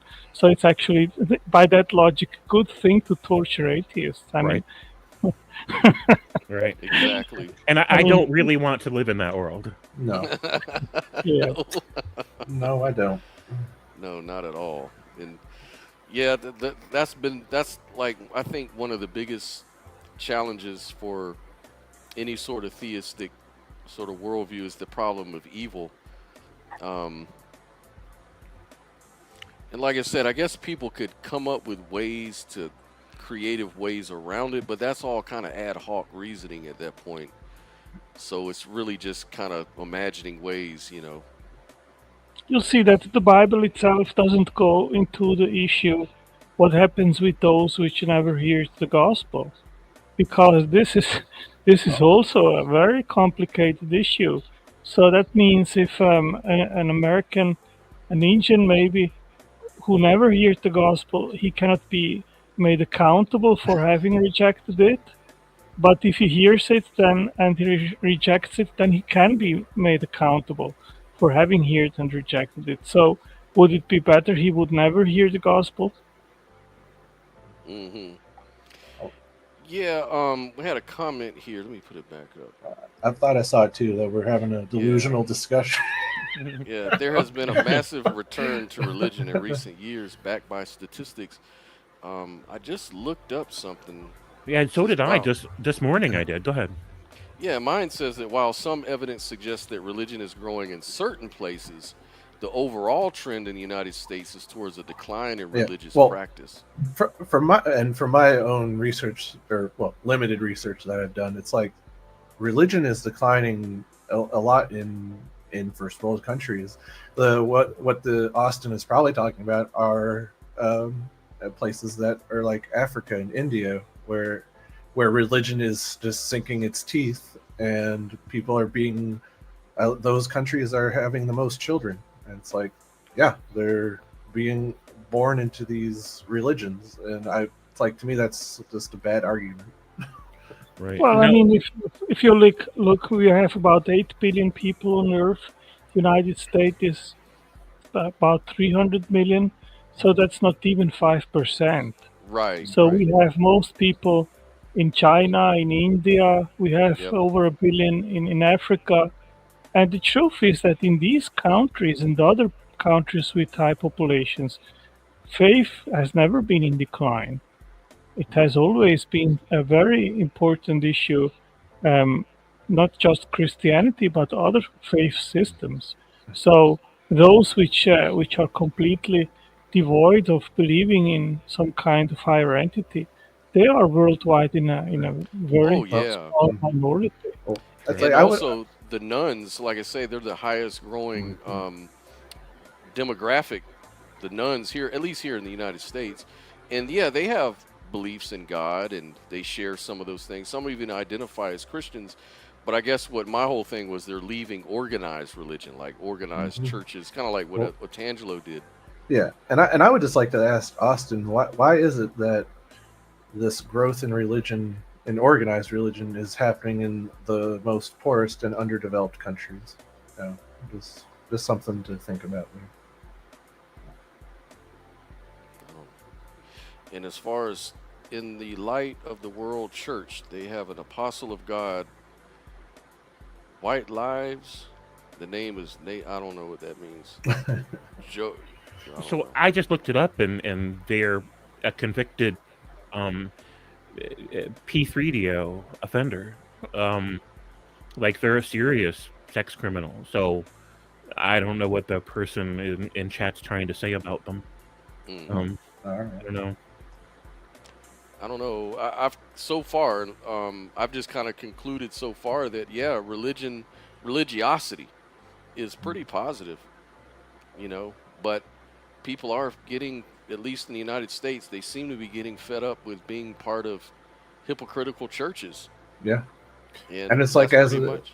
as an atheist, it's like I'm not afraid of religious people. It's like I'm very much a pluralist. It's like maybe at one point when I had first became an atheist, I was angry at religion and was a big anti-theist. But it's like to me that's just shallow thinking. It's like you know the world is a much beautiful place with all of these different beliefs, and it's like it would just the issue is people not wanting to respect those beliefs. It's like we want to beat people over the head with our beliefs and force them to think the way we do, and it's like that's no.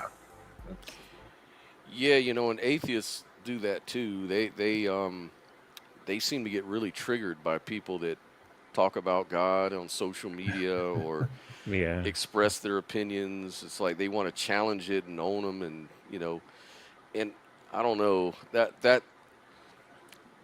I see, you know, kind of like a shift in our country though, in a way, over the past few years, where people seem to be more open to different, you know, beliefs. You know, it's like this whole even the arguments of Christianity versus atheism has kind of shifted a little bit. It used to be very simplistic, and now, you know, a lot of Christians will import, you know, very more clever arguments, and then atheists are now moving away from. Remember when they call them the new atheists, the yeah, Sam Harris and all them. Seems the like people are four kind of horsemen of yeah, the atheism. four horsemen. Yeah, that whole thing has kind of lost its kind of intrigue. It has And for a lot of people. yeah, and even Sam Harris, you know, has kind of stepped back from it. Now he considers himself more spiritual minded and sort of evolved out of that. Yeah. While they may not necessarily be considered Christians or take up the identity, it seems like they've kind of backed off that more militant atheistic view.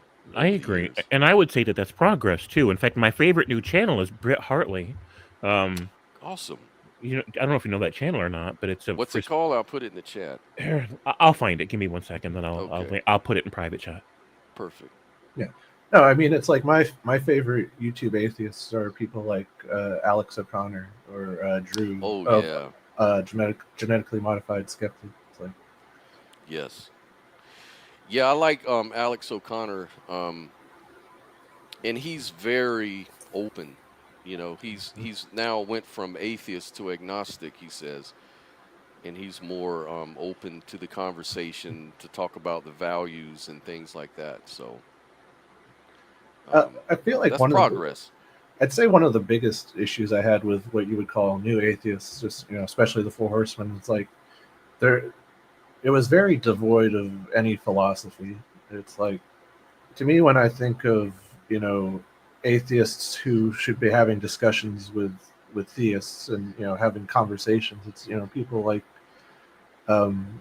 Opie. It's like actual atheist philosophical thinkers who take these Graham things Oppy, seriously. yeah. Graham Oppy. like I have a friend. His name is Tom Jump. I don't know if any of you guys know who he is, but he's kind of like a YouTube atheist, Yeah. and he just seems to be very kind of closed-minded and sort of always on the attack, like always on making Christians feel stupid for their beliefs, or not even just Christians, any theists for that matter. And it's almost like he's still going with that old style atheist attack, you know, tactic. And I think, more, like you were just saying, a person like Graham Oppie is going to be more nuanced and understanding, and when it comes to that atheistic sort of argument. What do you think, Otangelo? Have you ever experienced any like hard atheists like a T. Joe? I don't know if you know who he is, but people like that are. I don't know if you have any experience with that. I just put the link. I had actually a debate with him. Oh. Yeah, maybe about 4 years ago or so. Interestingly, that very recently he did repost that debate, and it was extremely frustrating because he was very disrespectful. He constantly interrupted me, and I mean, I was very calm at this day, and I mean, it was almost a miracle that I didn't leave just the debate. But I was Yeah. able to control myself. But he was extremely disrespectful. Yeah. Yeah. That's what I'm saying is that shift has occurred, and it seems like he's just kind of not catching on to that. I think he's kind of like a very materialistic, like he's big into materialism and this sort of, and so some of his arguments really don't add up for me that great.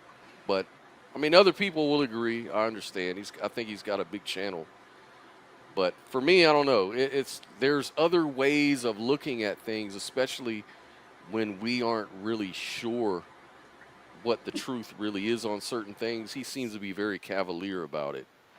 And some atheists like that, they're just a little overconfident in their the way they approach the whole topic. It's almost like, no, we already know that there's no God. We already know that.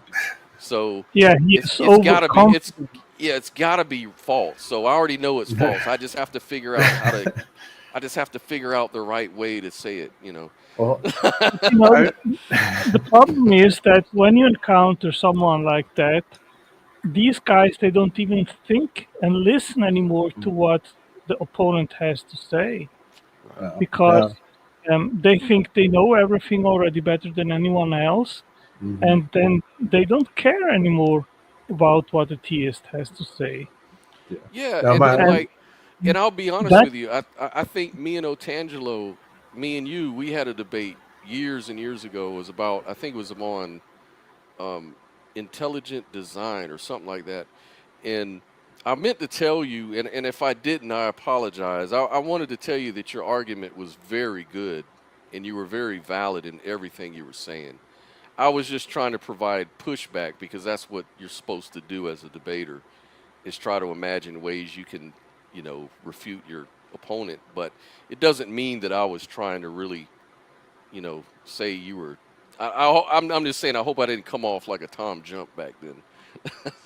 No, absolutely not. But I am used to it, and so often I see atheists simply not being prepared to acknowledge when an opponent has actually a good case, because it's actually very, very difficult for someone to leave a worldview and to move to another one. I think we all dearly care about our beliefs and what we want to be true. And to move from one to the other, it takes a lot of courage in many cases, and leaving behind what eventually you have defended for decades, it is very difficult. And to acknowledge, well, I was wrong and I have to change.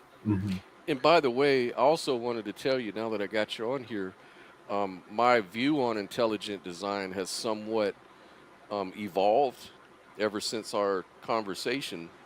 And I'm not saying that it necessarily promotes Christianity or any, it kind of does. It's consistent with theism, put it that way.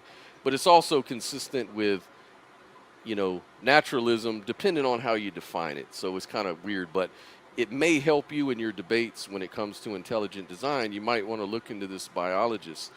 His name is Michael Levin, and he talks Oh about how yeah, there's, you know him? yeah. I've studied his stuff. He is very much into electrical codes. I Hmm. have a lot of studies in regards of how information and codes are used in biology, in conveying organismal complexity and body architecture, and it is very, very fascinating. It really And is. Even me as an atheist or as someone who's not a Christian or a believer, um, I found it very compelling, and it really makes me Yeah. sit back and think.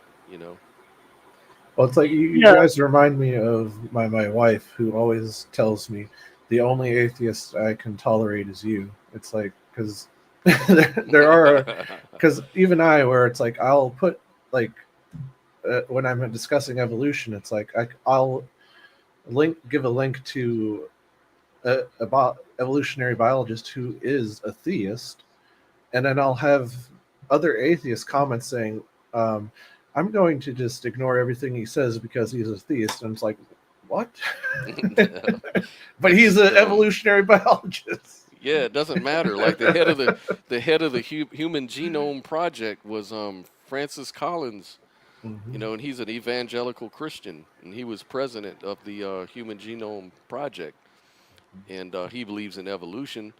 But there's other aspects to naturalism, like through Michael Levin, like when he talks about how he's got experiments to show you how intelligence exists at the finer scales, like at the molecular scales. They've done experiments. He's done experiments where obvious, novel sort of problem solving exists, and it's not like the same solution that nature comes up with. It's like intelligent. It's almost like it's adaptive, on the fly.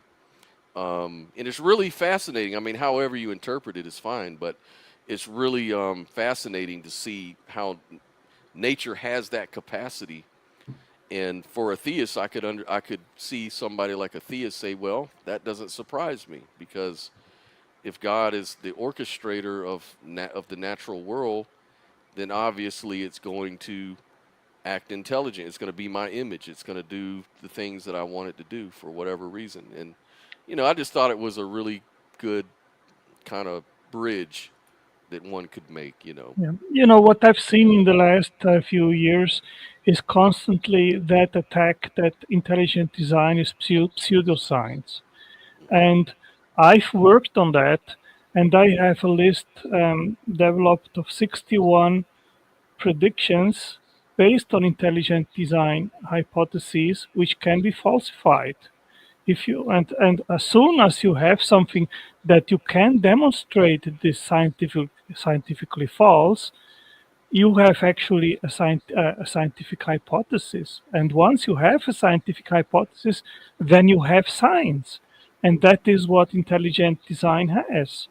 And since we are talking about codes, one prediction based on intelligent design is that codified information or a blueprint that is made to convey the instructions to make something which has a specific function comes only and always from an intelligent mind or an intelligent designer, and that can be falsified.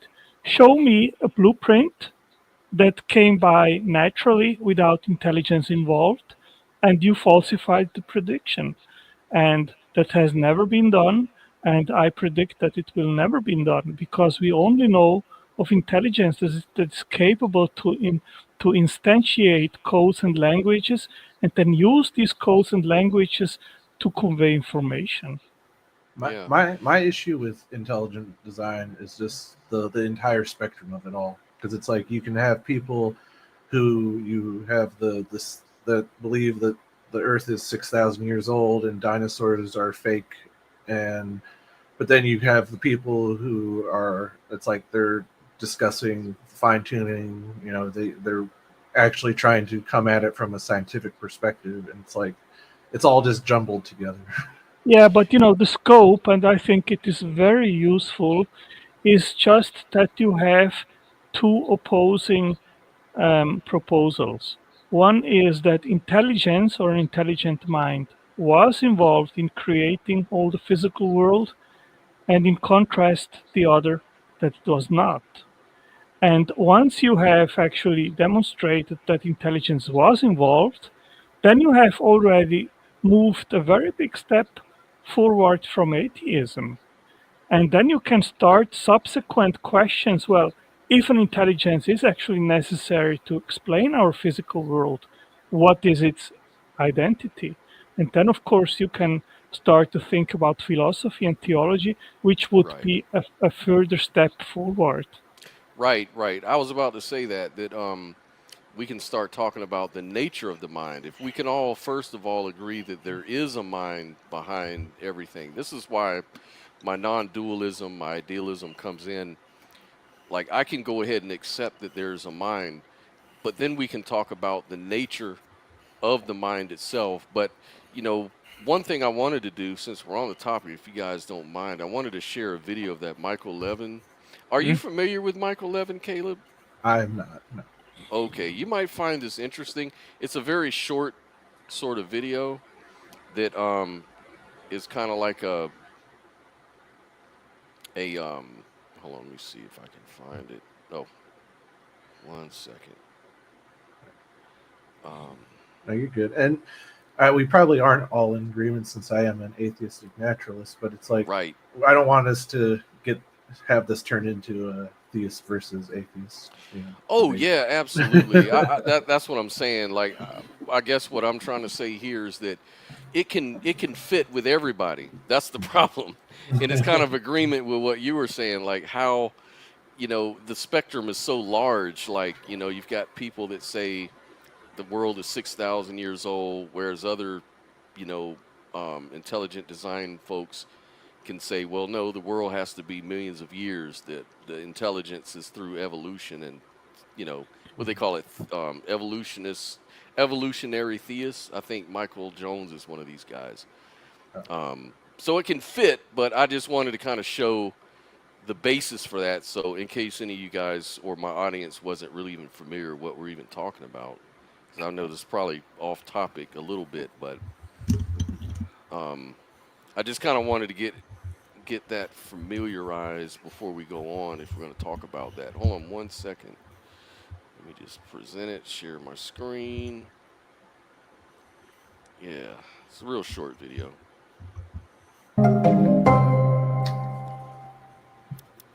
People tend to think of intelligence as being of two kinds. There is the quote-unquote real intelligence, which is what we are supposed to have. And then there's this idea of a collective intelligence. So swarms of bees, colonies of ants, shoals of fish, and so on. And people tend to think of those as radically different things. But the reality is all intelligence is collective intelligence. And this is because we are all made of parts. So you and I are collections of cells, and these cells, including neurons and various other cells in our body, have many competencies. This is because they were once separate individuals by themselves. They were unicellular organisms with all of the skills needed to survive in a complex world. And that journey that we all took, those progressive steps by which we construct ourselves, we construct our bodies, we construct our minds, that journey is maybe the most profound question in all of science. I'm Michael Levin, and I'm a developmental biologist at Tufts University.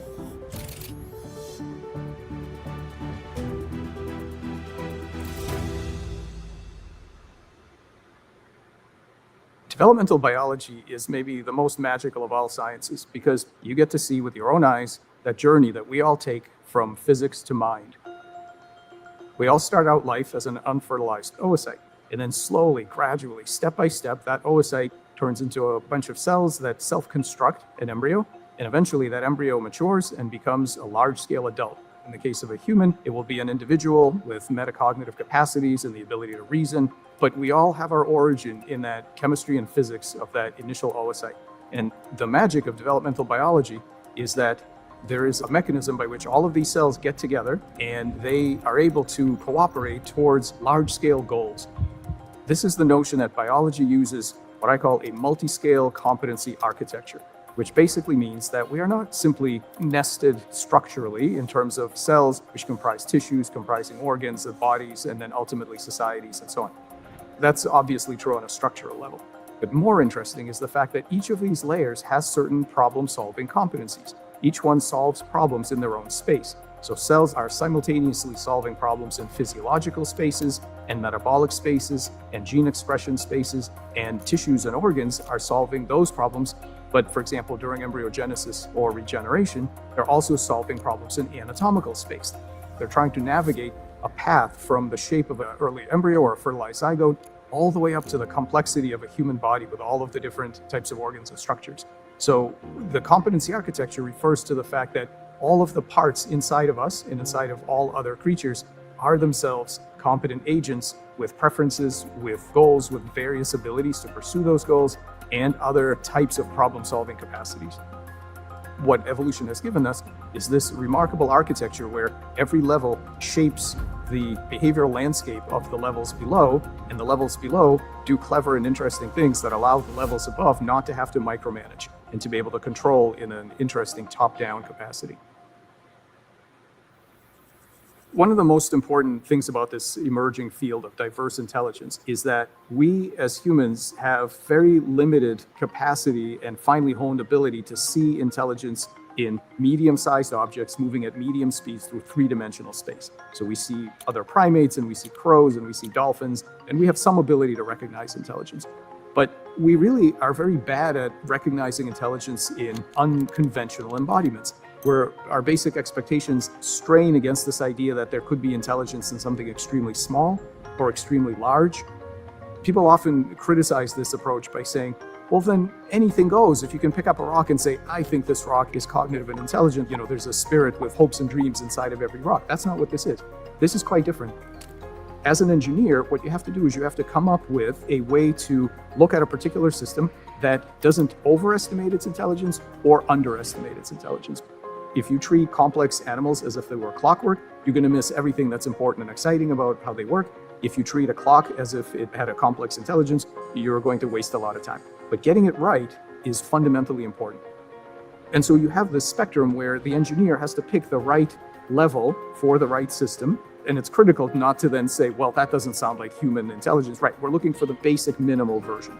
So I think it should have two things. The first thing it should have is some degree of goal-directedness, some ability to take different paths to get to the same goal. So this is William James's definition of intelligence. And it has to have some ability to undertake actions that are not completely determined by local circumstances. So you start with all of that in systems that have scaled up those basic, very fundamental non-zero levels of agency. We call that life. So it is a spectrum, and I think that in this universe, it goes all the way to the bottom. Yeah, so I don't want to play the whole thing and get shut down, but yeah, that's basically in a nutshell. I think he's got a book called Mind is Everywhere. So it's sort of like, at least in biology, you can see that kind of stuff. What do you think about that kind of stuff, Otangelo? Well, I don't believe in that collective intelligence, as he called it. I think that I have my intelligence, you have yours, and so forth. So each one of us is an individual with its own intelligence. And we know that plants, they can communicate with each other. And in the animal kingdom, there are many formidable examples like whales. They can communicate on thousands and thousands of miles of distance, one with each other, and find each other to mate and so forth. So there are different levels of intelligence in this world. Now the question, of course, is where does it come from? And this is a very deep and big philosophical question. And I, as a dualist, I believe that the spirit is not something that can come from a physical substract. So I don't think that atoms can become cells and cells can evolve and then suddenly somehow become a conscious organism. I think that transition by unguided evolutionary means is simply not warranted because consciousness is in its substance something different because it has intentions, it has will, it has feelings and so forth, and that's in its essence, in its quality, different from purely atomic behavior. What do you think, James or Caleb? The only thing I was going to push back on there is the unguided part, because it's like, from at least what I can understand from science, evolution is guided, everything is guided. It's just, it's not guided by, at least from my understanding, an intelligence. Like, it's there are natural forces at work, and blind forces that, you know, they're not purposeful, but stuff is happening. You know. Well, mutations, they are not directed or something. They are accidents during replication. What do you think, James?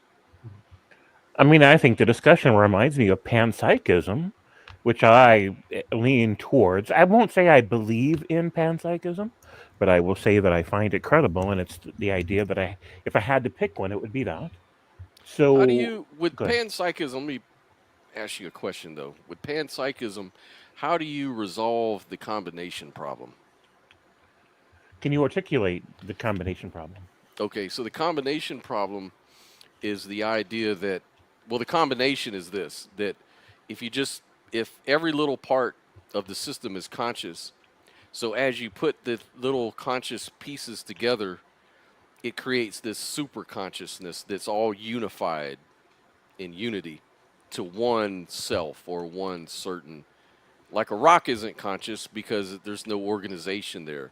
But each of the cells within the rock may be said to be conscious, maybe proto-conscious or something like that, right? But Sure. how do you explain the because this is called the combination problem. How do you explain how combining all those conscious little atoms and stuff creates a unified self? Right. So I don't know that I could explain it. I will say instead that what I've seen, you know, just my perspective, is that there requires a certain amount of fluidity in how the pieces interconnect. So it wouldn't matter how big the rock is or how many elements, mineral elements are in the rock, because it's lacking that fluidity, it can't carry, you know, electrical signals between its parts, and it's not adaptive because it can't move, right? So if you look at the studies where they put certain kinds of molds in a maze, then the mold finds its way through the maze to the other side of the maze and does so in an interestingly intelligent kind of way, where it doesn't fill up all the spaces in the maze, because then of course it's going to end up at the other side of it. Instead, it navigates, and they're not really sure how that happens. And so I think that certain features have to be present within a structure in order to facilitate any kind of movement, any kind of function at all, even on a microscopic level, for the pieces to be able to have a communication that generates any kind of intentionality or instinct in order to emerge at that level. Yeah, I empathize with the panpsychist solution, because it tries to at least give an account of how a conscious subjective experience could be possible. It's just that the most pressing problem is that combination problem. Now, dualism, Otangelo is into dualism, meaning that there's a soul separate from, you know, the consciousness, or a God separate from the physical reality. How do you explain the interaction problem of dualism? That's for Otangelo, right? That's for Otangelo, yeah. Yeah. What can you tell me in short terms what this is?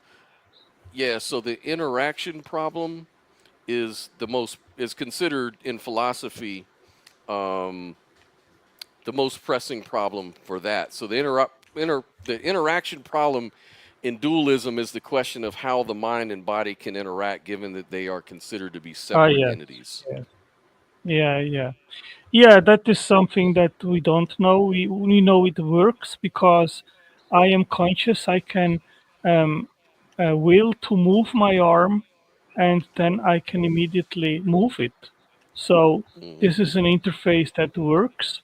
How it works, nobody knows. I don't I don't know any philosopher which has actually solved that problem. So there is no answer to that. But I wanted to add to what was said before, that the self, it is undivisible, and if you cut a brain in two parts, then you will not have two minds. You will have Yes. still just one mind. I mean, And that's this good. Are you familiar with dissociative identity disorder? schizophrenia, yeah, that is also enigma. How can someone have different personalities where one doesn't know anything about the other and you switch from one to the other? Yeah, this is very strange. I don't Yeah, have, I've not studied how that is explained, and if it right. is explainable actually. So looking at the Cleveland Clinic definition, it says that the DID or dissociative identity disorder, formerly known as multiple personality disorder, is a mental condition characterized the present of two or more distinct personality or mind states. And these different minds, also called alters, may have different identities, memories, behaviors, even physical symptoms like blindness. So while they mentioned one person was born blind, but then they had an alter that wasn't blind. So they can have like these different alters within one singular mind. So it seems like, so like under materialism, of course, the problem with materialism is the hard problem of consciousness. Like, how do you get a conscious experience at all from dumb, blind matter? So it seems Yeah. like there's problems on all these different views. The reason I guess that I lean towards idealism is that there's no combination problem because mind is built into the explanation, and there's no interaction problem because mind is again built into the fundamental of the whole premise. And there's no hard problem of consciousness because physicality is just an appearance within consciousness. So there's no real problem there. It kind of just dissolves away naturally. Not to say that that proves idealism must be true, but it's just, I just like to point out some of these issues to see if anyone has their own maybe solution to some of these things when I talk to people like that. Yeah, I've thought a lot about idealism, and I have not been able um, to solve the problem that there is indeed a differentiation in its nature between consciousness and energy and time and everything that is physical stuff, right? So I don't think they are interchangeable. But another thing which theism has its problems with, I don't know if we talked about this, but I wrote a paper on, and atheists often they criticize, and in my view, correctly, that God created ex nihilo, so that He Mm, created the universe from nothing physical. And uh, I was thinking and trying to understand, well, what is energy? Because matter and energy, they are interchangeable. But once you start to think, well, what is energy in its substance? We know what energy does. We know that change requires energy. But what is energy in its essence? Physicists don't have an answer to that, right? Right. So I can actually imagine and that that God has eternally energy at his disposal, which is potential energy that he can actualize, which is what he did at the Big Bang when he created the physical order. So energy was not created at the Big Bang, but is in the form of potential, always at God's disposal. In that way, gotcha. you basically avoid the ex nihilo Yes, problem. me and Caleb were talking about that earlier, and I was saying that my naturalistic idealism sort of appealed to that. Like I think science tells us the positive energy of matter is precisely balanced with the negative energy associated with gravity, and that results in a total of zero energy. So, like, that zero energy is a potentiality. And so, with this potential, this sort of like knowledge base of all possibilities that could ever, happen, can actually be possible at that point because, that's how possibilities and probabilities distribute, based on observers and things like that and interactions. But at the end of the day, it's all zero. It's all zeroed out. And this kind of goes along with, I don't know, emptiness in the world, that out of Yeah. the emptiness is everything and everything is emptiness, whatever. What do you think, Caleb? Yeah, yeah.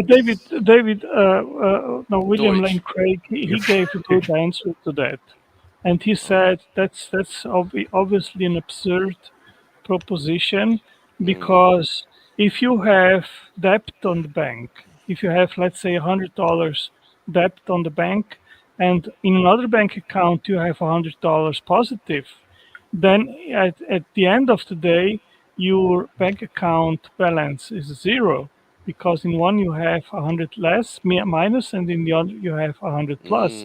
But the thing is, first you need to get to that situation, So the question still is, how do you get to that situation?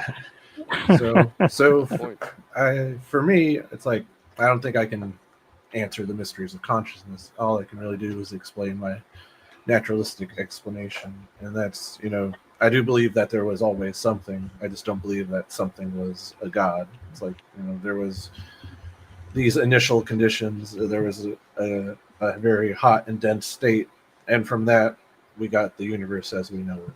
And big problem with that is, how do you explain that the temperature of the initial condition of the universe was fine-tuned to give rise to the Big Bang because it had to be fine-tuned, and there are several other initial conditions which also are fine-tuned, and they depend on physical laws. And I mean, it's not just a free lunch. Well, I'm really not here to get into the weeds of it, but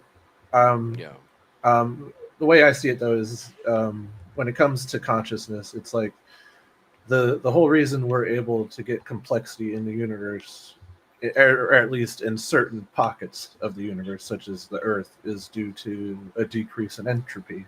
And so it's like, as long as you have the conditions that give you a decrease in entropy, you can get complex organisms over time, and then that gives rise to living beings, consciousness, and so on. Yeah, I've heard that hypothesis before. The entropy, like there's a sweet spot where the disorder happens, and and that's where consciousness becomes a possible Yeah, the problem which I have with that proposition is that you cannot get instructional assembly information through the decrease of entropy.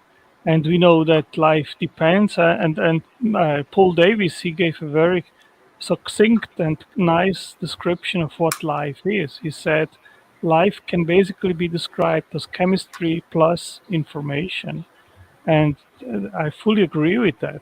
And we know that you cannot have life without instructions which are not only stored in DNA, in genes, but also epigenetically. Even for life to start, there are many other codes which need to be there, and information on an epigenetic level beyond genes that instruct how things have to work. And you cannot get that through entropy.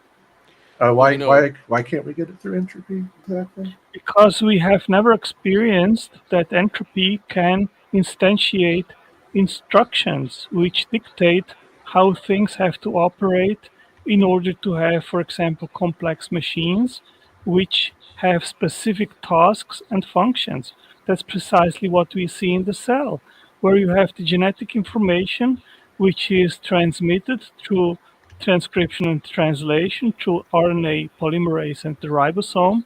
And then you have, as a result, proteins, which are in a literal sense molecular machines, like ATP synthase makes ATP, which is the energy currency in the cell.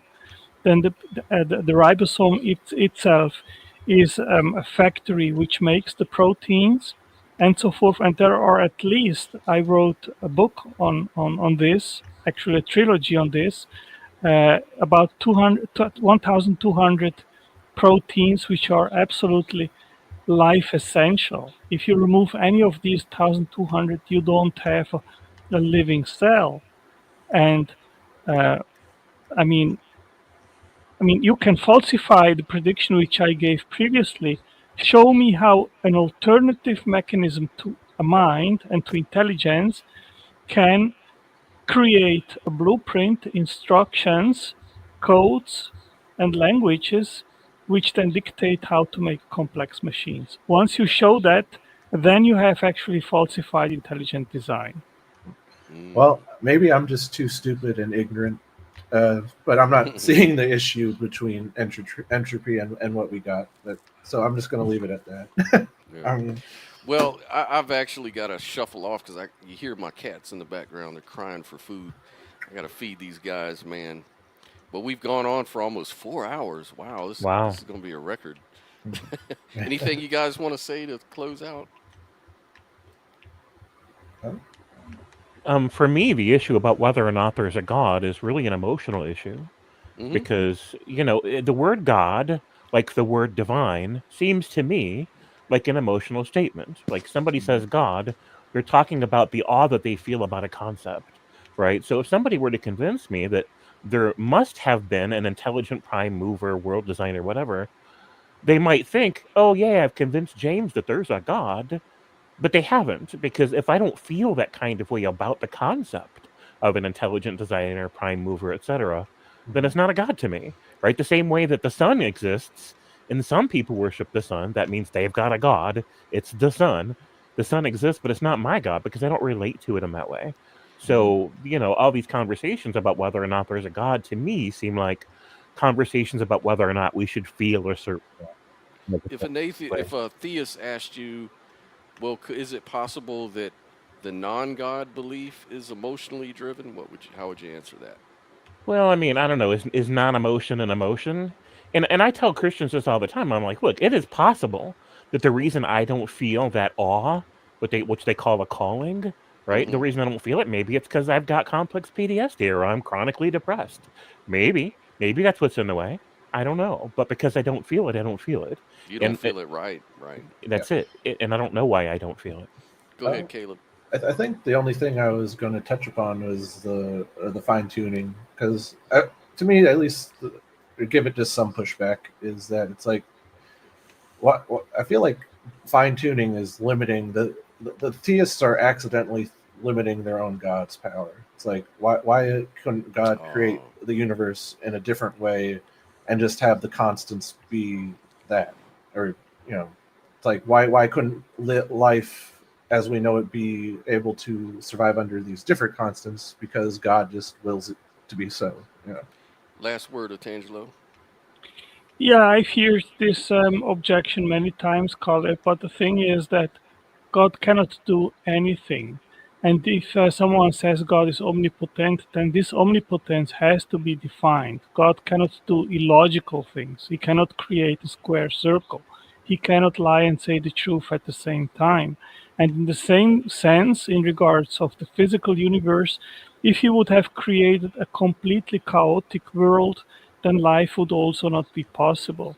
And in the same sense, if he would have not set the constants exactly as they are, or the expansion rate of the universe at the beginning, then there would be either a universe which would be devoid of matter and stars and planets and life, or it would have contracted back and crunched. It would have been a big crunch right at the beginning, and then there would be no universe. And that's something which even a God, a potent God, cannot change. So he has to actually do things in a specific manner to get a specific outcome.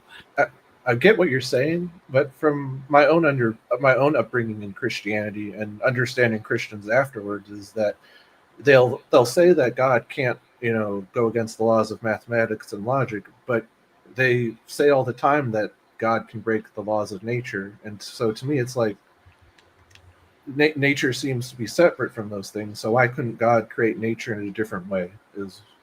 Yes, he could, but then the outcome would be different. He could probably create a universe with a different expansion rate, and then there would simply be a universe either without stars and devoid of matter and anything else. Or he could have created a universe with a stronger gravity force, and then it would have crunched, and we wouldn't be here either. So the question is not if he could or could not have done that. I believe he could, but he could not have done that and at the same time creating a life-permitting universe.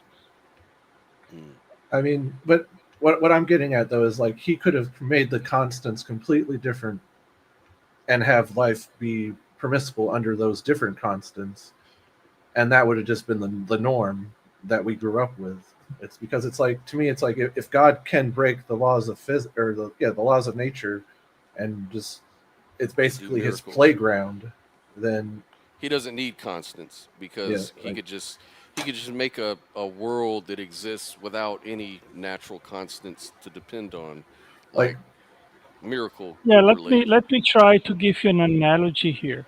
If you have a specific goal to achieve something, like for example, you want to create and build a car that has specific functions, which has an engine, which you can draw diesel in, and then all the things that a car has, and so forth.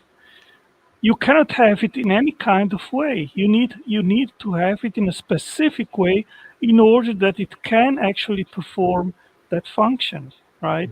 So I see it in the same way with God. If God had the intention to create advanced life, then the universe had to have certain characteristics which would permit to have an intelligible life, which would be stable with laws that permit the universe to be stable and we to actually exist, and not an Earth which would be constantly get closer to the sun and then burn us, or going more distance and we would be frozen, and an atmosphere where we can breathe and so forth. So God had the power to do whatever would be possible, but not anything.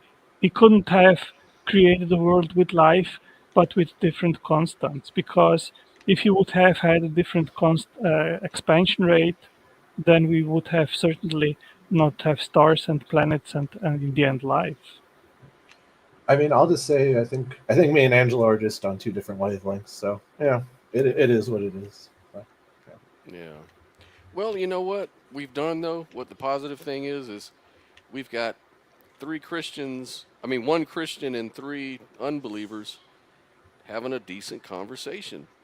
Nobody's trying to insult anybody. I think that's kind of a progressive thing to say, that our society is, I mean, it's totally different. 5 years ago, it used to be these YouTube channels were nothing but guys just arguing and insulting each other.